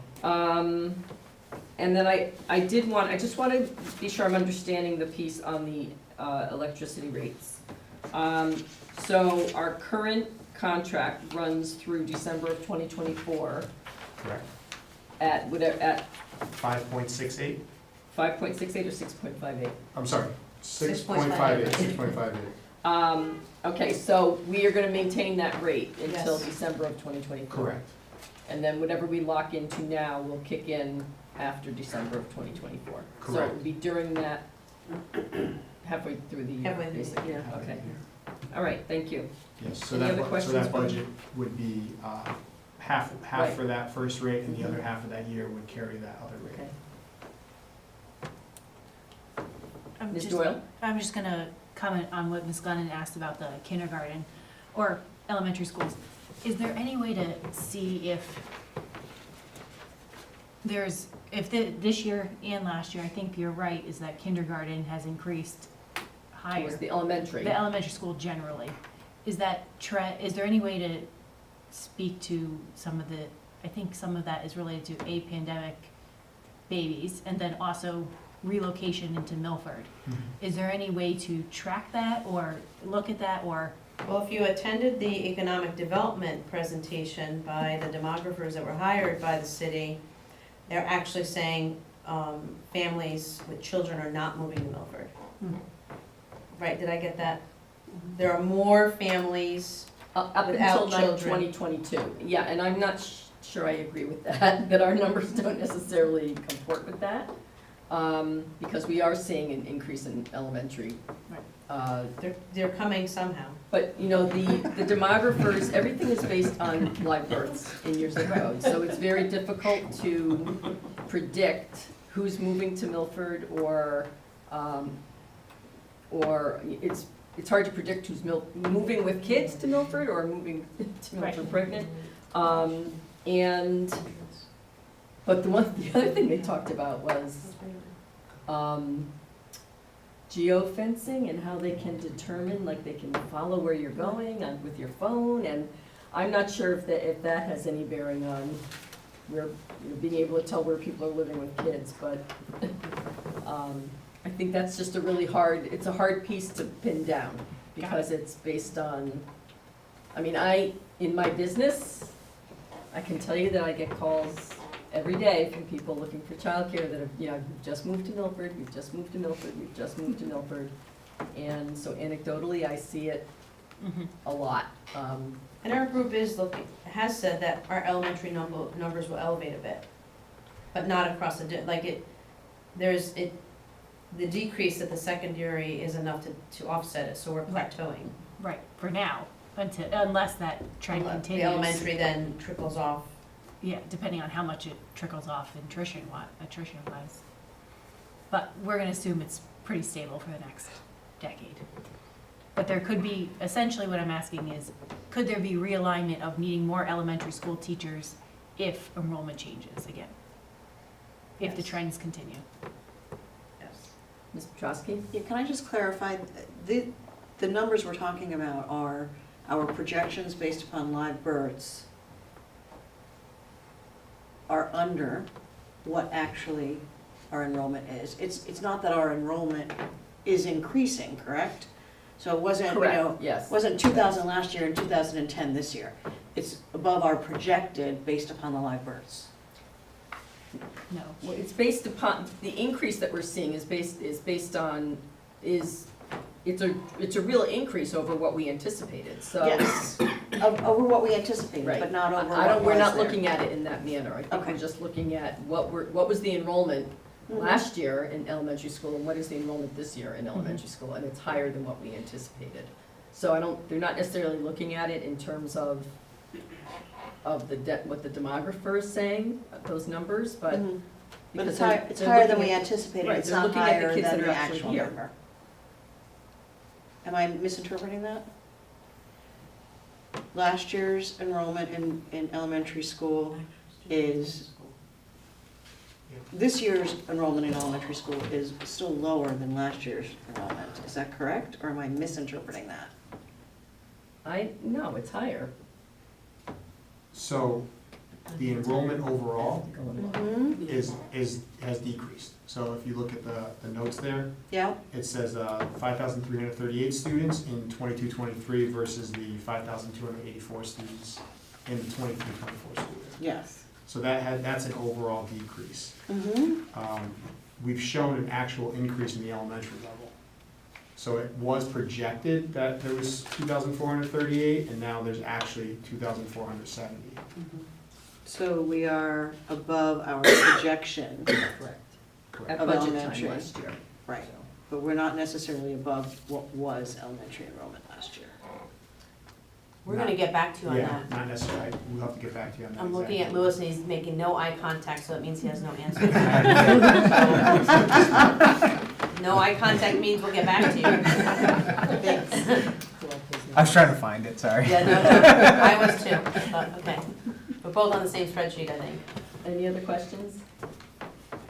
We have a modification, actually. Okay. As we were talking, I think we left something out. So we'll have to wordsmith something about the change in age of entrance for kindergarten. Oh, right. Has Is this a budget priority impact. or an assumption? Has a budget impact, so probably an assumption. An assumption, okay. We'll write something up and send it to you guys. I had the opportunity to meet with superintendents in our regional group on Friday, and I thought we were gonna be the only ones thinking about different alternatives on how to service those students, but there are some other districts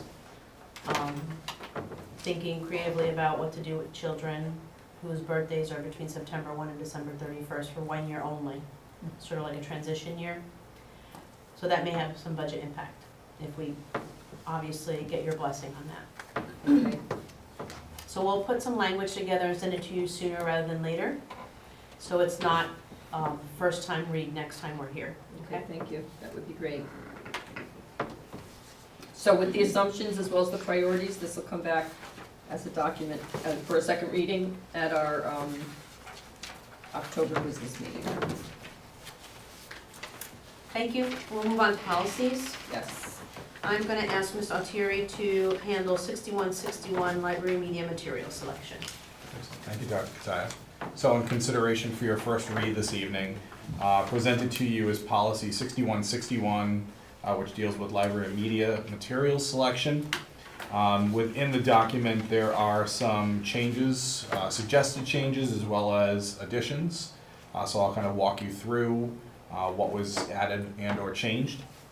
Within the first paragraph under objectives, we've added district after Milford Public Schools, so that way when we refer to it thereon, it's referred to as district. We also wanted to, as I worked with Mrs. Paris to review the policy, we wanted to change the language from reflect the philosophy to enrich the curriculum, since so much of the work with our library media specialists has been around connecting to the core curriculum in the classrooms. And furthermore, we wanted to add to further the educational goals of the district, especially as our admin build their local plans. Under responsibility, again, we've taken out the elected members of the Milford Board of Education and left it as the board. I believe that's it for the first page. Going on to the second page, one of the things in terms of our research and looking at other policies with the section on gifts to the media center or donations, we wanted to make sure that we clarify and add something in there about the district not being able to provide a dollar valuation for gifts, but could provide a statement with the number and the types of materials that were donated. So we want to make sure that we are not assigning a cost or an anticipated worth of a particular item. And then lastly, we did add in some language around controversial materials that obviously has been relevant in the last several months to years. So we wanted to add something in there about the Library Media Center not advocating particular views or beliefs, that everything that we incorporate within the library will provide students with the ability to consider multiple perspectives and viewpoints. So those were some of the items that were suggested in the revision of that policy for your first read. You want to take questions now, Ms. Glennon, or keep Yeah. going? No, we should take questions on this policy. Okay. Questions from the board? Mr. DeYoung? Thank you. This controversial materials piece, did that come out of feedback from community members, or is that something that we're just putting in? Well, what's the reason to put it in? Yeah, no, it was definitely in consideration. It was in review of other policies from surrounding districts, model policies, thinking about having something in there regarding the fact that we are, and we're going to expand it, as obviously when we write the regulation specifics around the controversial materials or challenging materials within the library, but we wanted to make sure that we were clear that everything that we integrate into our resources within the library does not advocate for a particular viewpoint or perspective, that we're putting all different perspectives in there. Is it in the CAPE model policy? Do you know? I don't believe so. Ms. Griffin, did we use that as a source? We did. Okay.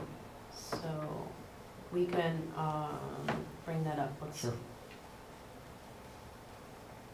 So, Mr. Young, if you're asking if this came, if it arose from a problem, it did not. Okay. It was primarily us knowing that we're investing a lot of money in purchasing library materials, classroom libraries, the library media center. We have a process, very clear process on challenging those texts. That's not coming from this. We just thought we would be proactive. It's part of our regular policy revisions. You know, we're taking on a couple of heavier ones. If you noticed last spring, you guys had a heavy homework night. I think there were some heavy ones, and then recently we talked about grading. I think you took one on in August, I think, on grading. So we're just bringing up some that have been waiting on the sidelines for us to take on. So not because of a problem. Okay. And Ms. Glennon will double check while we're sitting here the CABE one. Okay. Okay. So, if I can just say, just for discussion purposes, I think this opens us up to questions, concerns, comments from the community that otherwise sound like they're not there. So I would advocate to remove this paragraph altogether. Because who's to say what is advocating and what isn't advocating a particular belief? Who's to say we're encompassing all different viewpoints? That's open to interpretation. And if we're not having a problem currently, which I'm grateful for, I don't know that we need it in policy. But it would be much more difficult to pass a policy in the midst of controversy. Sure. That's not a time that you're going to pass policy. Sure. I mean, I think it's being transparent.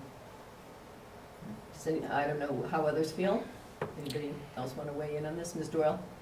I think it should be within here, because it removes we don't have any say as a board what books are in the library.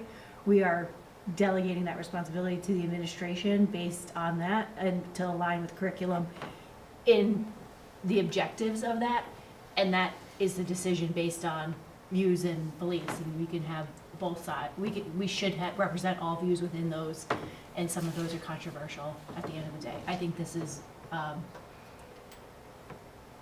maybe take out the second line, the library will provide materials encompassing different viewpoints, because that seems to require more. Are we supposed to have I don't want to give an example to create a idea of something, but we don't want to advocate for one thing and have to have the polar opposite. That is a negative standpoint, in my opinion. Ms. Petrowski? So while I understand there's no issue right now, and it seems like it might bring up an issue, I agree with you, Mr. DeYoung, but I will say that I think it is the time to just put something in there. And I also agree that the second sentence is probably not necessary specifically.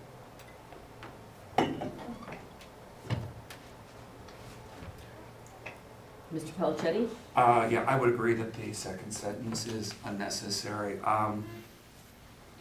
There are viewpoints coming out of certain areas that are offensive, and I don't think library should have to be forced to portray those. Okay.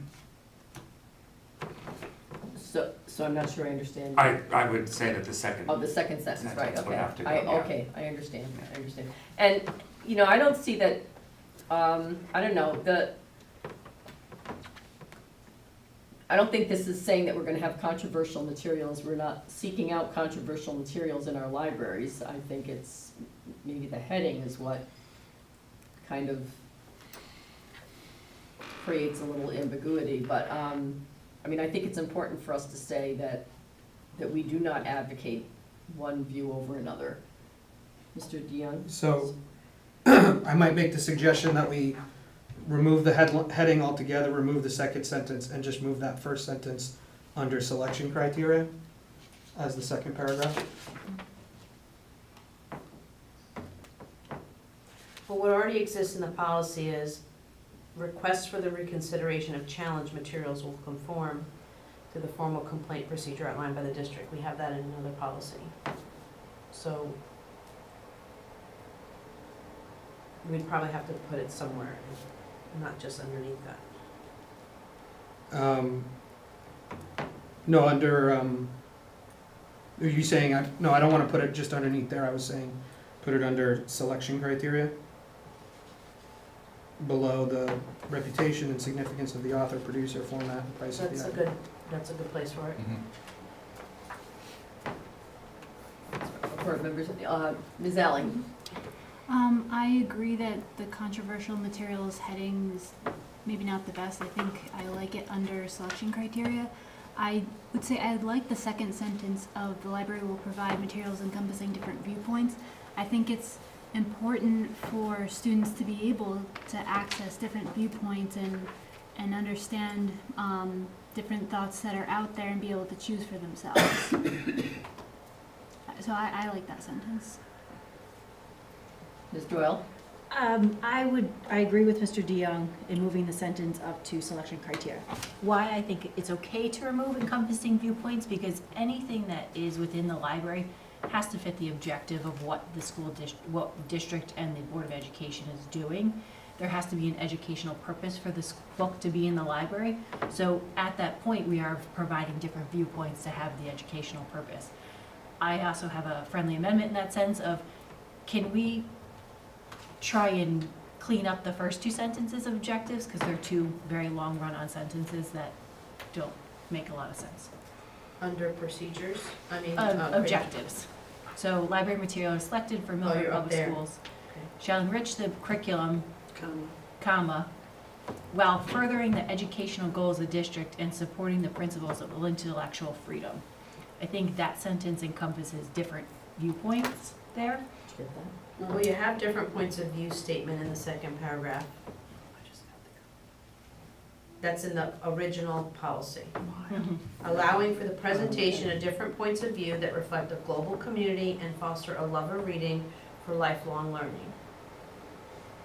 So that second sentence, Ms. Alling, I don't know if that reads the same for you, that the other board members are requesting to strike. Is that, do you see where I am under objectives?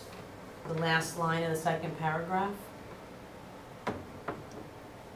The line starts with the word diversity of appeal.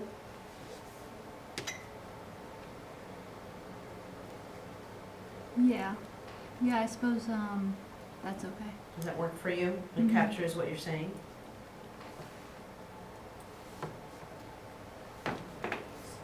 So the amendment I'm understanding is, in the red letters, the Library Media Center does not advocate particular views or beliefs. That will go under selection criteria. Mr. Fowler would like to weigh in. Oh, I was just gonna add, maybe to the first sentence. Which first sentence? The library center, media center does not advocate particular views or beliefs. Should it be, does not and will not? I don't know, I kind of read it as, does not means here and now, but adding the will not also extends into the future. I don't know if that makes sense, but I don't know, for the lifetime of the policy. I think the word does just represents a philosophy that that's not the role of the library to advocate for a particular view or belief, so. That's just my thinking on that. Okay. Okay, so if I'm understanding correctly, we're gonna strike the controversial materials heading altogether. We're gonna strike the second sentence of that line, and we're gonna move the first sentence up to selection criteria. And then make that modification to the first line that Ms. Doyle pointed out. So library material selected for Milford Public Schools, media centers shall enrich the curriculum, comma, while furthering the educational goals of the district. And supporting. And supporting the principles of intellectual freedom. While furthering and supporting. Is that the run-on sentence you want us to clean up? That one, and then the second one is also, selected materials shall implement, enrich, and support the instructional program for the student and serve both the breadth in curriculum and the needs and interests of individual students for informational, recreational resources. There's just a lot of ands in there. Selected material shall implement, enrich, and support the instructional program for the student, period. It will serve both the breadth in curriculum and the needs of interests. I think you can just break it into two sentences. Okay. They. Yeah.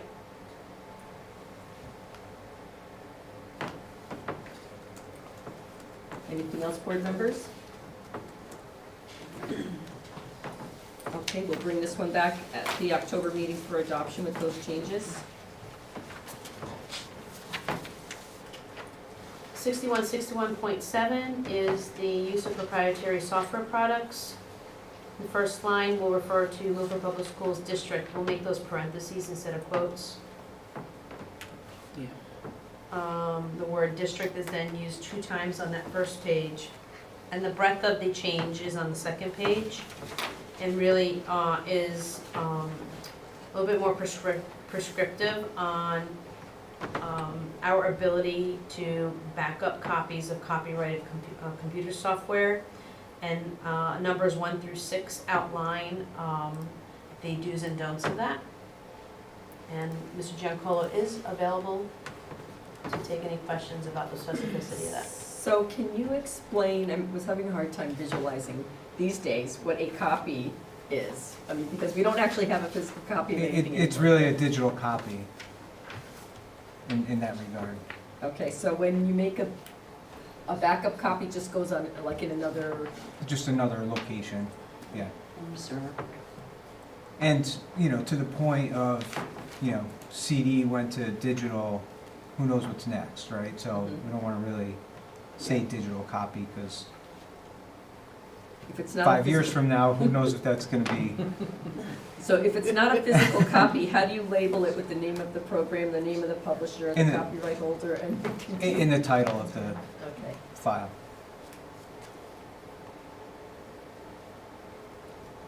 Mr. Dion? I just have is this one copy per license?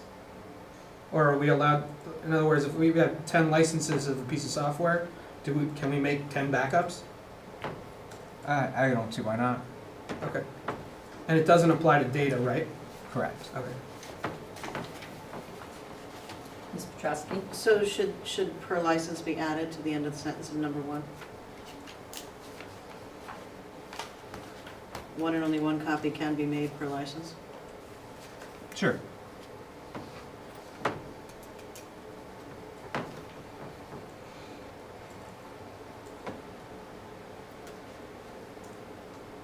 Other questions or comments?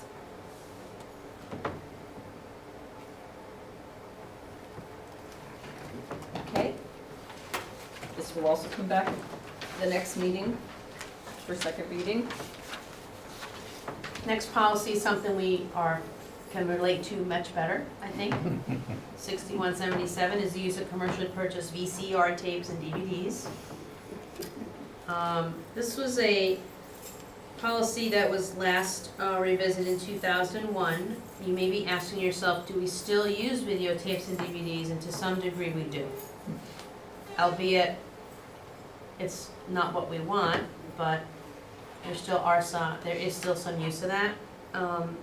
So this was a refresh, it's 22 years old, and we still need a policy on it, but we made the modification of adding DVDs to this. And then striking the statement about needing to limit all supplemental material must be age appropriate. Additionally, no R-rated R. We feel like we have regulations that outline that actually, that have been strengthened in the last couple of years under Ms. Paris's leadership. So we felt like that was more of a regulation statement than a policy statement. There might be some cases at like high school level where there are some materials that we show as part of the curriculum in AP courses or ECE courses that may actually violate some of that, but that is part of our regulations. Questions? Ms. Irby? Why was the audio removed?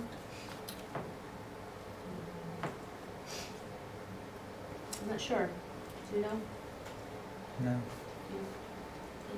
Asking because I listen to audiobooks. And like, do we not, podcasts and those type of things, are those not included?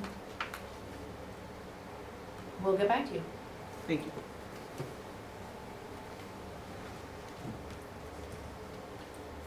Ms. Petrowski? There's just one housekeeping item in the third paragraph, the second to last line.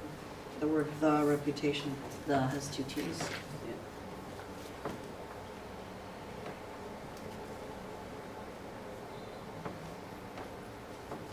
Mr. DeYoung? Thank you. Do we have a policy that covers digital materials? I believe we covered that Yeah, I think it's in a recently different. together. Oh, my apologies for missing that one. So, It there's may no- fall under the acceptable use policy. okay, That's why it's not included here. I think there's a Okay. whole separate. all right, I figured as much. Thank you. 6141 covers digital use by students of hardware and online work. Okay, Yeah. thank you. Ms. Petrowski? So the line that says videotapes, DVDs shall not be used for recreation or entertainment or for other than planned instructional purposes, is there a reason why we wouldn't loan out, say, an audiobook for entertainment or a video for recreation from the library? I don't know where you are, I'm sorry. I'm sorry, the last sentence. The last sentence before the strikeout paragraph. Right. And So your I question think is? this is classroom time, this is not library. This doesn't refer to taking things out of the library. This is, No, this is instruction, all time, Instructional time. classroom. Okay, so this is only for instruction. so in See. other words, the teachers cannot show, Just for fun. just for fun, a movie because it's been raining for 3 days. And That's the kid- right. The kids are going strictly. That's right, that's right. That, we have test scores to improve. That's right. That's why we put this night, see? I think that's what that's referring to. No, Okay. I'm just kidding. That's- That, I know that's recorded, but no, that, we're not sucking the fun out, but like, the second paragraph, classroom time for teaching and learning is limited. So Yep. this is really, the essence of this is, instruction is about interaction between teacher, student, student, student. So that's the primary. We're not questioning the, no recess for 5 days, kids are hanging off the ceiling, like, that's not really what this is about. Okay. Anybody else? Ms. Doyle? Just one last housekeeping, third line, or second line, second paragraph. Therefore, video and audio recordings, depending on what the outcome is of the audio recordings. Which just paragraph? Say this again, please. Second paragraph, second sentence. Therefore, video and audio recordings. So if we strike audio, we should strike that. If we don't, alright, then we'll get an answer on that. Oh, okay.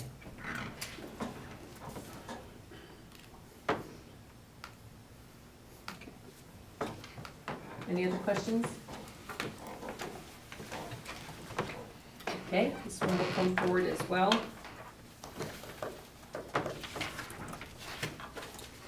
And that is the end of our policies for first readings tonight. And we will move on to public comment. Is there any member of the audience who'd like to make any public comment this evening? Yes, okay, if you'd like to make public comment, if you could just state your name and address for the record. My name is Mary Oak, 30 Joanna Place, Milford, Connecticut, 06460. At the last meeting I came to what you discussed to do with giving students a second chance. I was thrilled by, because as a dyslexic myself, having second chances to do tests and stuff, because it's like a brick wall. I know when I was given second chances, I was able to improve. It gave me an opportunity to work even harder against that brick wall to break through. So I'm thrilled that you have that. Thank you. That's all I wanted to say. Thank you. Thank you very much. With that, I'll entertain a motion to adjourn. Motion to adjourn? Second. Is there any opposed? We will adjourn at 9:37.